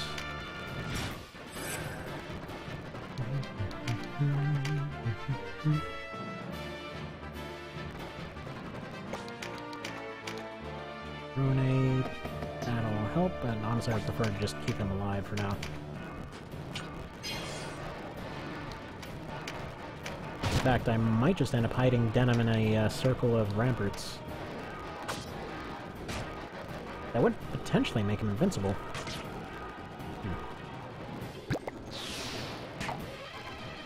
For now, what I'm trying to do is circle around the knights. Basically gonna have them hopefully take out that rogue that's bugging them. Felicia's going around just poisoning everybody, which is really handy. So, oh, wait a minute. Wait. If somebody that knows heal?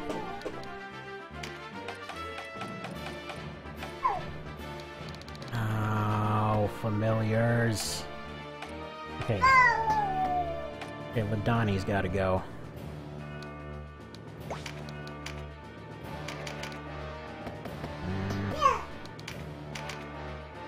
How do I make that happen?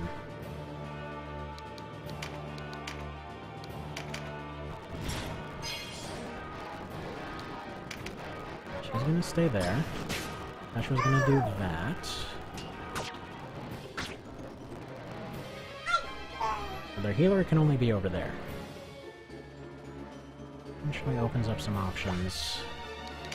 Okay, Phalanx over there, and then we're gonna drag him further on this way.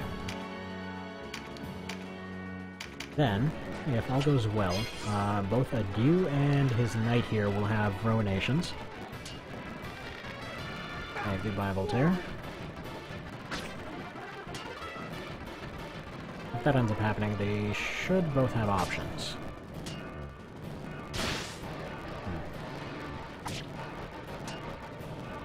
Wish I had Aegis.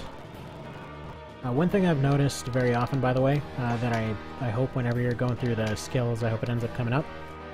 So Aegis ends up showing up much earlier than it should on a lot of the knights. Just so you know. Phalanx, let's drop another one over there. Go ahead and heal up Denim a little bit. This might still end up being a loss because we're out of leaves.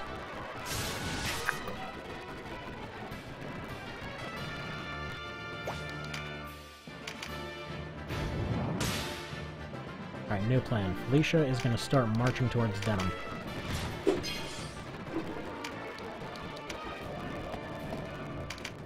next round when she can actually move.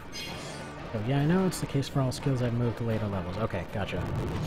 Just making sure. Oh crap, well she's dead. And the Denim to move backwards. Thankfully poison is still outdoing anything that the healer can do. Mostly. Don't crit him.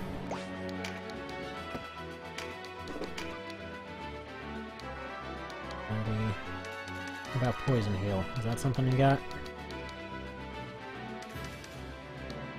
Should, because I ended up buying it a while ago. At least I thought I did.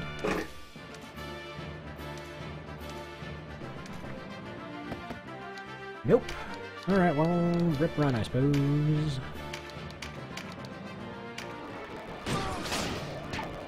Nice. Well, dang it. If I can't even get a single run on the ground today, I think it'll maybe be time to go run that arena thing I was talking about earlier. Then I'll just continue this one later, because I don't feel like going and redoing the entire thing. But this one, actually maybe I won't count as an Ironman run, but I am interested in going through and like redoing the entire thing.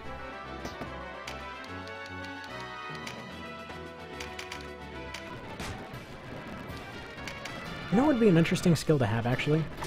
Just something that prevents somebody from bleeding out. Like, say, for Denim, if he ended up getting knocked out, something that somebody could use just, like, kind of sustain him.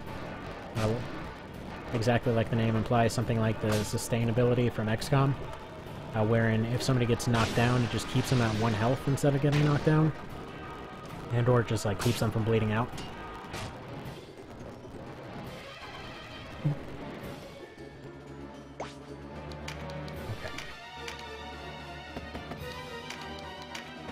I don't really see what good this will do, but let's go ahead and just do a Blazing Grasp on him. 5, and his health did not go down. Yeah, if I'd noticed that from Melee earlier, this would have been completely different. Maybe it's possible.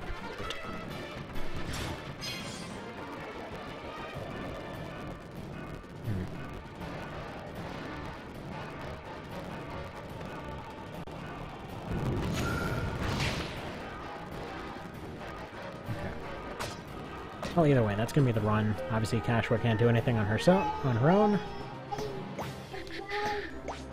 Well, hi there. Okay, so in that case, new thing. As the very last thing for today, let's go ahead and go to this.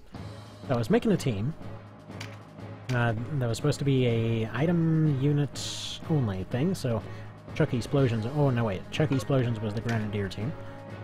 Let's go to Comcast. So yeah, this is the sucking unit. So this is health leech and items only. And I think I edited. Wow, why am I even bothering to speak? Edited them to the point where they might be able to win a fight, say, like this. So specifically against monster units, I really don't see them doing anything against anything else. What I don't understand, and I'll try to show as soon as possible here, but these guys don't have weapons. They don't have anything other than the lobber. When they use their bombs and stuff like that, in some cases I've seen that they went as high as 50, which I'm assuming was because of the fact that they had fire crests. However, whenever I had anybody else use them, they were just ones and that was it. Alright, AI... Wait, which ones have... Okay, it was this front 6 of them that had ranged, I think. Alright, so we'll see if this team has any chance whatsoever of pulling this off. So last time they got sort of close-ish to at least beating one of them. So this time I wouldn't say confident, but I think they've got a chance almost. So there's that. I'll go ahead and fast forward it because it's going to be a little bit of a long fight, not going to lie. And then after that, I actually made a new Vegas team. I was going to go make a Fallout 4 team, but I didn't get around to finishing it, and Probably wouldn't have been as interesting as some other ones. But we'll see. I guess that is one nice thing about a lot of the newer Fallouts. It created a type of situation where you could go and remake them easily because there was a simple and not terribly numerically challenging team to go put together. Actually, there was something that I tried in Wasteland 2 ages ago, which was just going and remaking a bunch of teams and doing it that way. So there was that. So yeah, somebody came, saw what was going on, and immediately left. Come to think of it, I should probably go update the title of this thing. So, 1 Vision Ironman / level 1 run / Geo Arena or Ogre Arena. There we go. It's all the tactics ogre. Every single one of it. Alright, now what I did for this team, I tried to give a bunch of them alluring dresses, and I gave the rest Garb of the Sages, which, I mean, I had good stats, but all things considered didn't really do very much for them as far as use abilities. It has Nullify Strike, but they don't ever seem to use it. And I don't see how blocking one hit will be enough to change this particular fight. Because it takes a hell of a lot of them, a hell of a lot for them to be able to do anything here. So every, like, 3 or 4 rounds or so, they're able to do a Health Leech ability. They don't ever seem to use MP Leech or TP Leech. There's that. They almost lost a guy. As much as I wanted to keep the Terranites around, it just seemed like the Necromancers were better at this sort of thing in general. So, that's what they're around for. Again, no weapons aside from throwing items, so however that works. Let's see, the Octos will cook there. Well, maybe there are going to be some tasty calamaris, I don't know. Technically speaking, this close to the lava, every single thing on this map should be dead. Without question. Actually, one more thing, let's go automate messages. There we are. Oh, hang on. One moment, I think it's here.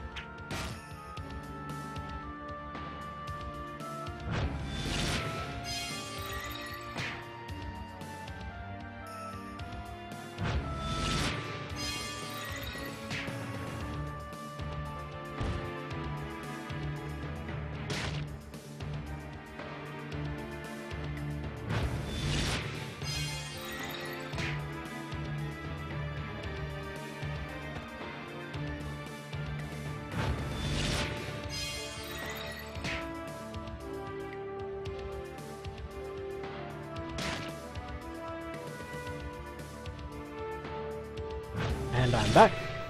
And no, that wasn't it. That still wasn't it, dang it. Alright. So here's the deal. You may notice they are doing only 1 damage.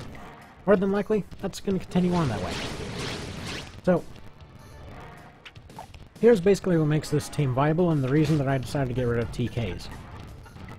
So they can recover for a really long time. They've got a whole bunch of healing items, they've got a whole bunch of recovery in the form of their leeching abilities. So because the Octos have pretty high health, they're able to go and able to go and just drain a ton of health from these guys. As you can see, they can drain like 100.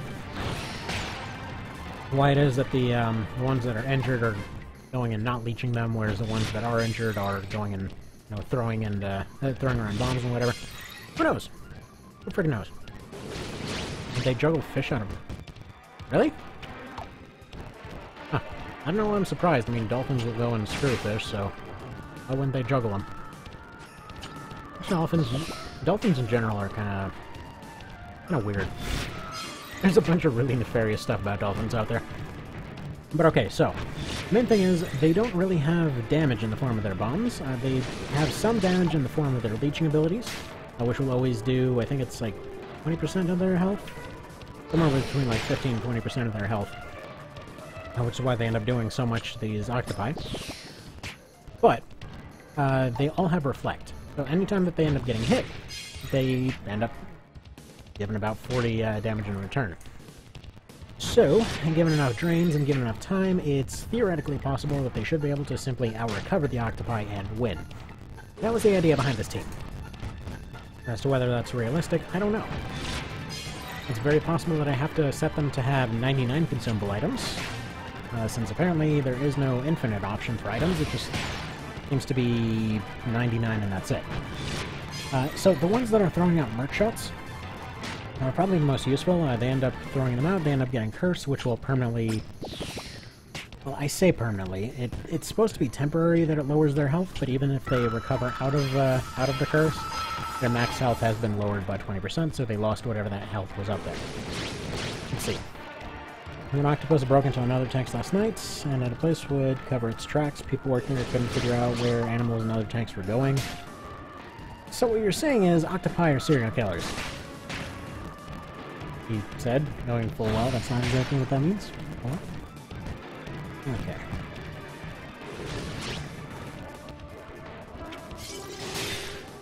So they've got slow from the ice shots, they've got curse from the dark shots.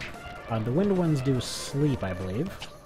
They've got skull masks for sun petrifications to give them a little bit more of a chance to leech health from them earlier on.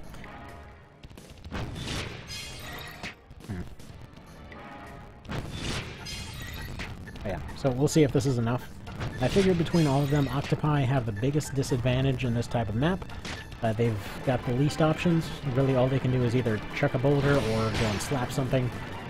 They're mostly just high damage, high health, with no abilities that they can even use on this particular map. And aside from aquatic resonance, which, I mean, it'll give them a little bit of a buff, but it probably won't be the thing that ultimately decides the fight. So I figure this is the only way this team can potentially win. Against human units, they don't really stand any chance whatsoever. Just because they're the same ones, they're able to go and out-heal them, so there's that. Now, as far as the choice between Necros and TKs for this particular thing, it's just down to what they can reflect. In this case, physical is the only type of damage. If they had... You know, if they were fighting a bunch of mages and they had magic reflect, they would have a bit better of a chance. But if they were doing that, then those same units would have access to consumables as well, which would mean that they would overall be a little bit more worthless at it. The main exception to that, I had them go fight the Skimpy Lady team. They held up for a decent amount of time, but I mean, ultimately they ended up getting overpowered. The point being, the reflects ended up doing a good bit of work there just because there was more health when it came to the TKs, so they had much more reflection potential. But again, as soon as the consumables ran out, that was the end of their run. No, they're damaging themselves. Okay. Child, you appear to have found your toothbrush. Good stuff. Wanna brush your teeth? Wanna brush your teeth? Yeah? You have funny stuff? Is that funny stuff? Like, yeah, that stuff's hilarious, Dad. Alright. Found out with hidden cameras, octopi could open and close tanks. Well, I mean, of course. They're smart and they got a crap load of arms. Of course they'd be able to open a tank. Let's see. I don't know if it's in the base game, but in FF6, mod ultras would almost always use tentacle on your female characters. Not even surprised. So in this one, they had multiple abilities. They don't get their tentacle ability in this one. So I should probably explain. So technically, they had a whirlpool / tentacle ability in all the games to some degree. That was called Maelstrom. So originally in March of the Black Queen, they had Maelstrom. It just basically hit everything in the entire squad. In Knight of Lotus, they ended up having the tentacle ability, which was just a 2-tile ability in front of them. It would spin around any unit there and do a ton of damage, especially in water. And then when they did the Look remake, I believe they still got Maelstrom, but it was Poison Rain that they started off. As to why they changed it, I don't know. But they did get Maelstrom later on down the line. Again, still unclear why Poison Rain, how it is that they spit out Poison Rain, they're occupied, whatever. Like, they have an Ink ability, so they end up reducing accuracy. They have Maelstrom later on, which is just a water ability. They've got the same thing with Poison Rain, which was this absurdly scaling massive AoE ability that poisoned everything there. Not to mention, everything was usually just completely dead by the time the poison actually took effect. They were kind of absurdly powerful in the original game. Like, for example, you could have them there in the back line chucking rocks pretty much the entire time. The AI could never really figure out what to do with the whole rock chucking thing, but they were just like a ranged unit with really high knockback chance. So they did that. They were very strong at doing so because they didn't seem to get any penalties. Previously, Octopi's main issue was just anytime they went on land, they sucked. Then the Luck remake came around and they're like, well, we don't have any bonuses aside from accuracy when it comes to elevation, or terrain. So the thing was, they were limited with their abilities. They couldn't use them in water, but they got an ability called Aqua Veil. So they went and they used Aqua Veil, which basically meant that suddenly they could use all of their abilities outside of water for just a slightly higher cost. What this resulted in was, yeah, just the ultimate tank unit, pretty much. They could take a ton of punishment. They could go and pretty much wipe an entire party out with little to no effort. They could get really long range with their rocks, and they were just really fun. Let's put it that way. You could you could do some absolutely broken nonsense with that. Needless to say, I use them in like every other run because they were just way too good. Alright, I'm starting to think these guys still don't have a chance, actually. On the plus side, unlike when I went and pitted them against Grenadiers, it's not gonna take 18 hours to finish the fight. That's a plus.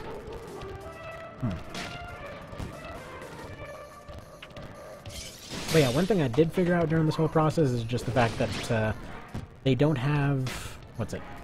If they're on a rearguard AI, they cannot attack every other turn.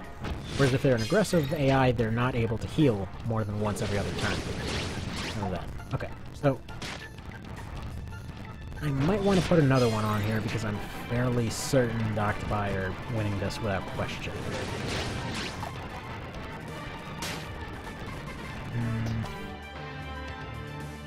Yeah.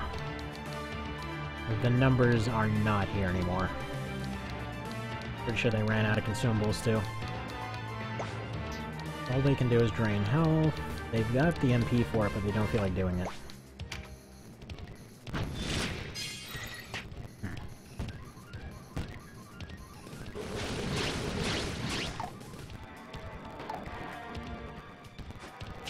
I think still have charges on that skull mask. Wait a minute. Was the skull mask in base game? Or did it have another name? Like, was it still called the skull mask, is what I want to know. Did you ask something since you started the duel? I'm dumping the battle data here, but I had to go take care of something. Yeah, the, quick question, the skull mask, was it actually called the skull mask? In the base game, I mean?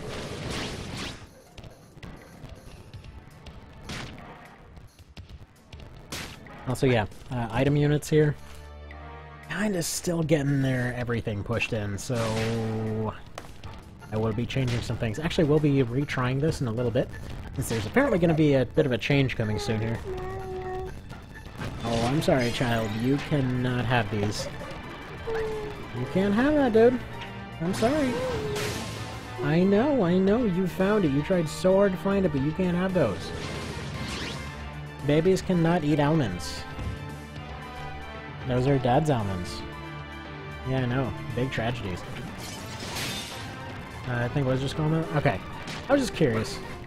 Because I was wondering if that was potentially a Majora's Mask reference.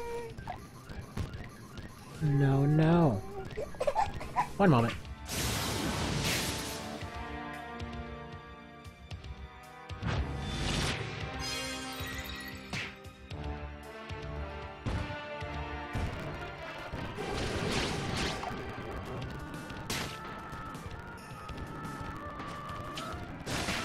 I know, right? Those dang octopi, they killed my credit! Don't you just hate when you're going and you're taking a trip to your volcano and the octopi killed my credit? Ah well. Let's settle with my nods to pop culture. Fair enough, fair enough. Although I kind of wonder how many people will get all the Blind Guardian references.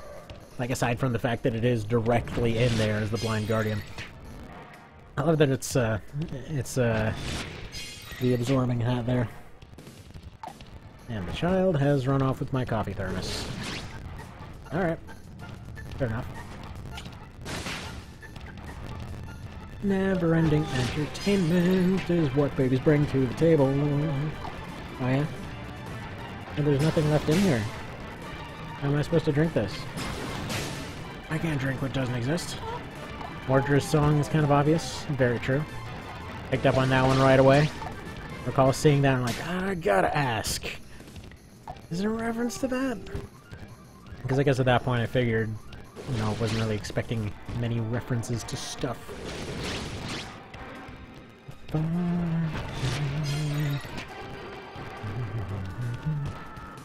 Some of the songs that the songstress uses are kind of obscure. I have to take a look at that. Oh, come to think of it. You know what? You know what we should put together right now? Okay, actually, wait, I can't put it together right now, but you know what I'm putting together tonight? I'm gonna have to put together an all songstress team, and then test that out tomorrow. I want to see, like, all songstresses versus Terror Knights or something. That would be nuts, because they potentially could get, like, mass charm on everybody, they could get mass stun, they could still do mass heals. Okay, okay. Oh, man. They're the singing, dancing crap of the world. Get a Fight Club reference in there. Hang on, that would require requiring a crap load of pumpkins, wouldn't it? Black Canaries?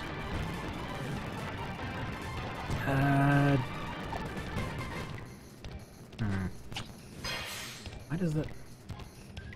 Sounds familiar, and I'm also not sure why. And I feel it's probably because I'm blanking on something because I've been staring at a screen for pretty much the entire day. Oh, I forgot about that!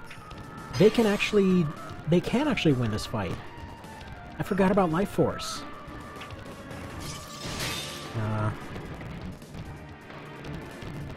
Oh, hello, Mr. Monochrome. Nice to see ya now. This is legit possible. Okay, I wasn't really expecting this to be possible, but I always forget that I gave them Life Force. So Leech Life is definitely much more, or what is it? Life Drain? Whatever. That's far more useful early on, but then they end up using Life Force, and oh yeah. Now they're doing damage.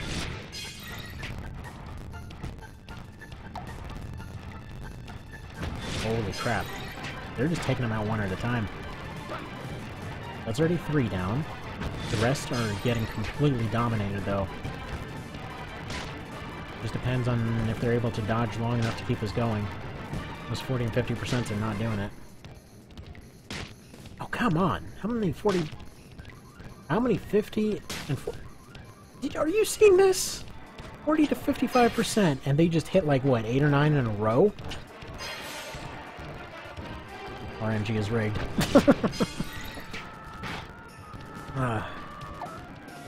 Yeah, I'd be curious to see what that map looks like, you know, all the different hexes. Because literally I'm just imagining it as a giant pegboard. There we go, there we go, they're doing it. They might just do it. I'm so glad I didn't restart this, or cancel out for something else. This is legit possible for them. There we go, they finally managed to dodge those 40% hits. Why are the majority of those 40% hitting? Stop getting hit. Actually, one more thing I'd like to kind of see. I wonder how their luck is assigned in this one. Like, okay, in multiplayer. Obviously, in single player, at any point, whenever you move to another tile, your luck is reassigned. Like, just based on the day. I can probably check it right now.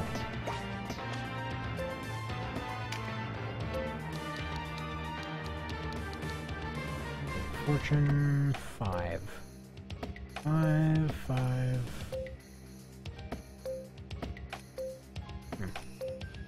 Wonder if it saves it based on the day. Which is weird because these guys' luck is universally worse.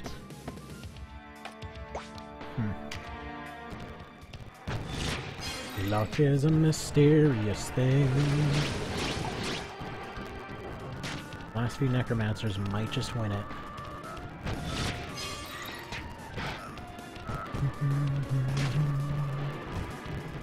I could be wrong on that, but as far as leech abilities, I think Life Force is the strongest one. I think Leech Health is the potentially best recovering one. I don't know for sure. Please let this be a win. Oh, by the way, another weird question.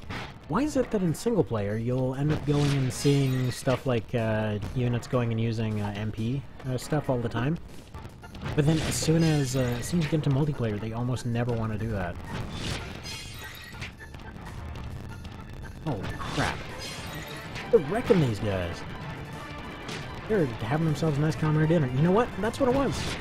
They weren't just going and losing because they didn't know what they were doing. They were waiting for these guys to get crispy and cooked to perfection. That being said, I've never actually seen anybody eat crispy calamari.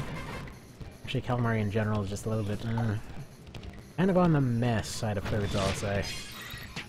Not exactly the tastiest thing. But yeah, these are just master chefs. They're not necromancers at all. They don't kill itself. Yeah, there's only 2 left. They're winning it. The last... okay, actually 7 of them made it. There you go. So they have just life drain and items, and no weapons whatsoever. So there's a team winning without any weapons or offensive spells. I guess, is life drain, does that count as an offense? I don't think it counts as offense. Bequeath Utter. I'm gonna have to make a team with that as the name, though. It's amazing.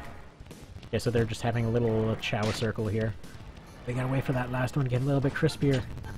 Resmex over here will only eat it if it's properly crispy. Yes! The best game over. It is the best game over. And because I didn't turn on Simulate Block Transfer Effects, it's all janky and weird. There we go. Now it's normal. It does similar damage as normal dark projectiles. Well, fine. But yeah, with just leech abilities and no weapons. So it is possible to win with only leech abilities. Technically speaking, it's possible to win with just leech abilities. They potentially didn't need the items anyway. Well, no, they did need the items. So I guess the whole point was they won only by sucking. So only by using leech abilities. So that works. So what else? Guess we've got the new Vegas team. We got Courier 6 over here with the Cursed Gun, the Snipe Gators, and the Crest of Fire. We've got Paula filling in for Edie. We've got Veronica as the one with the pistol and power fist. And a dress, because she's always talking about dresses. You got Craig Boone with a sniper rifle. You got Cass over here with the closest thing to a shotgun, but she's built with a TP build to essentially try and use blunderbuss as effectively as possible whenever she gets it. We've got Arcade here with the Biblion Atomier, which Actually worked out perfectly, right? He's got the super blocky plasma pistol thing, but since this thing is a projectile now, he basically just has a block that he fires at stuff. And he's got a knife because he's got a scalpel.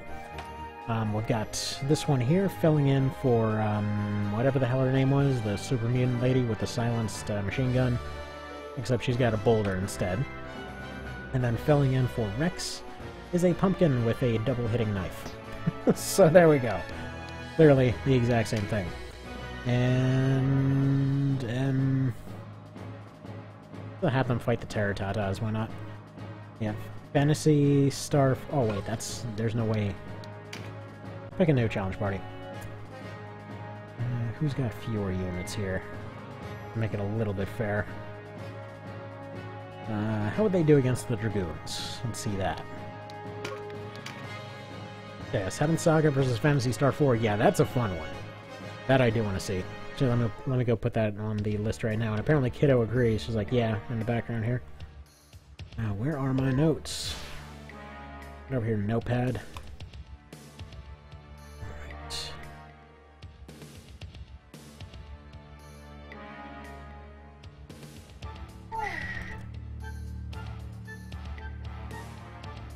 There.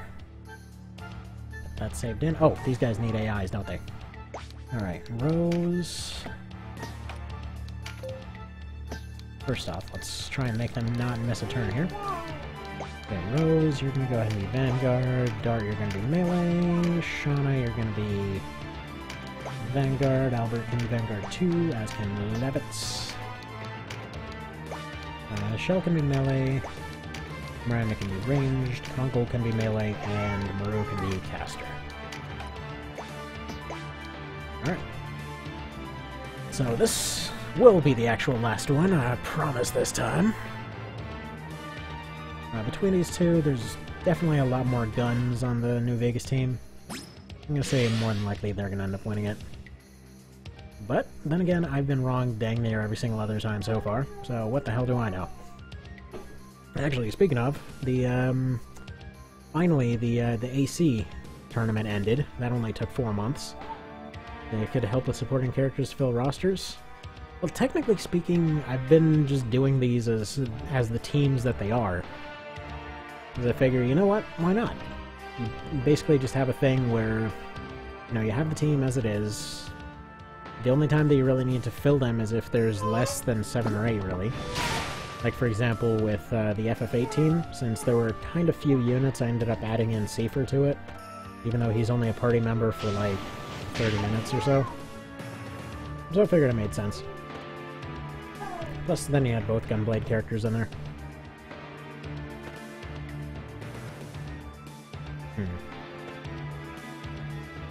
But yeah, let's see, with 7th Saga...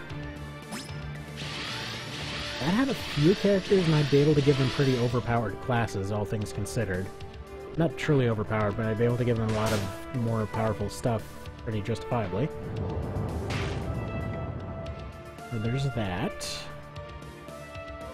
When it came to Phantasy Star, a lot of them end up working out pretty well, and actually one of them I had in that last run that just ended up dying. So, what's her face? Alice was actually in that one as a thrown item user. Actually, no, they weren't in that one. They were in the first Ironman run that died. That means at some point I still gotta go and try and make that run stick. For the sake of pride, if nothing else. Not really, it's more for the sake of testing. But I think I've got another run lying around... Oh, well there goes Edie. Still got another run lying around somewhere at the start of Chapter 2, so I'll probably just restart it at that point. Also, I guess we're just gonna go ahead and... Actually, no, wait, that was on purpose. Okay. No, wait. I screwed this up. Because Edie was supposed to have the Cursed Book so that they fired twice, and they have an ability that looks like a tornado. Oh, there goes Rex. They're supposed to have an ability that looks like a tornado on account of the whole Nuke DLC. Oh well, whatever. We'll set that all up later. Can't reference everything at once, you know?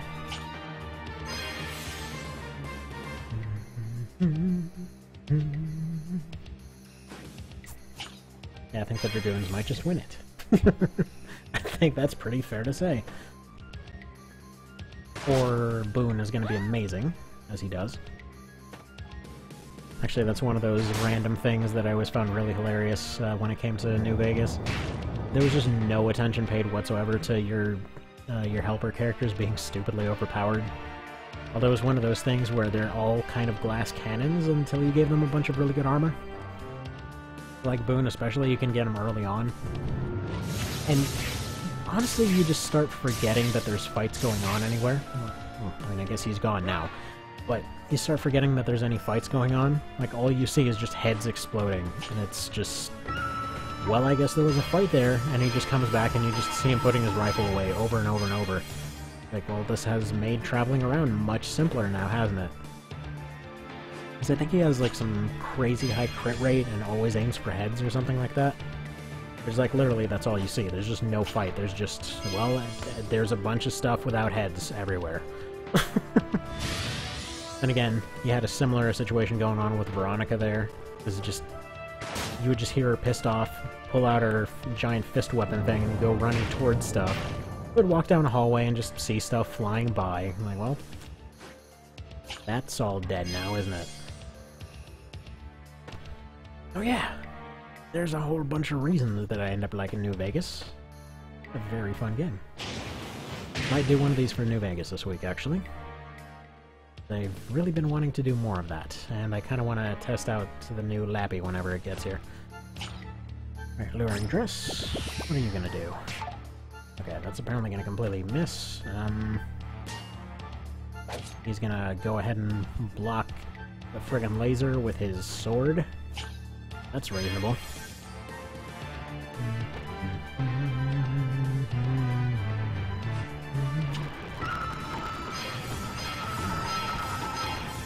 Yeah, this is very one-sided. Welcome, New Vegas team. You have lost pretty much immediately. And that guy just hit double 26%, so I just want to point that out.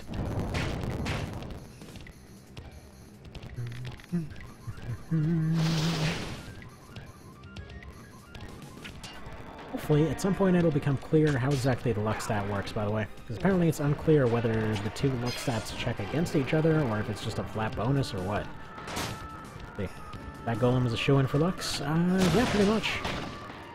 He's almost exactly that guy. He's got to give him laser abilities, which, what are the odds of a cursed boulder there, Rakes? Now, are you pretending to cough?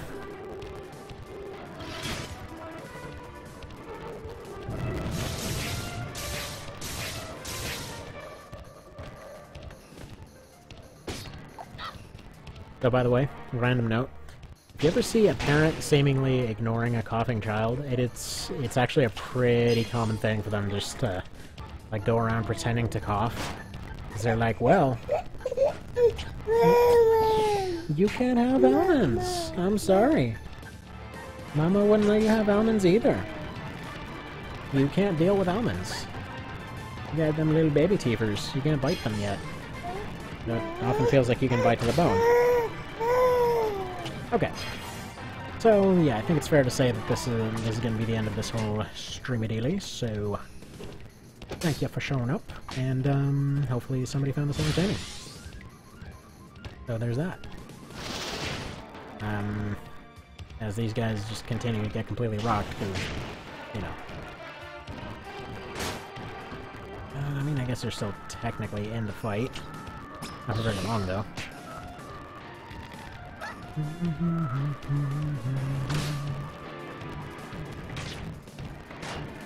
we go.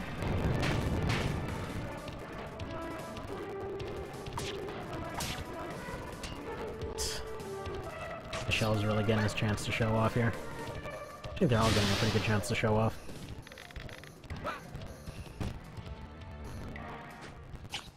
But there's really nothing left for them to do here, so... But again, thanks for showing up, and see you later.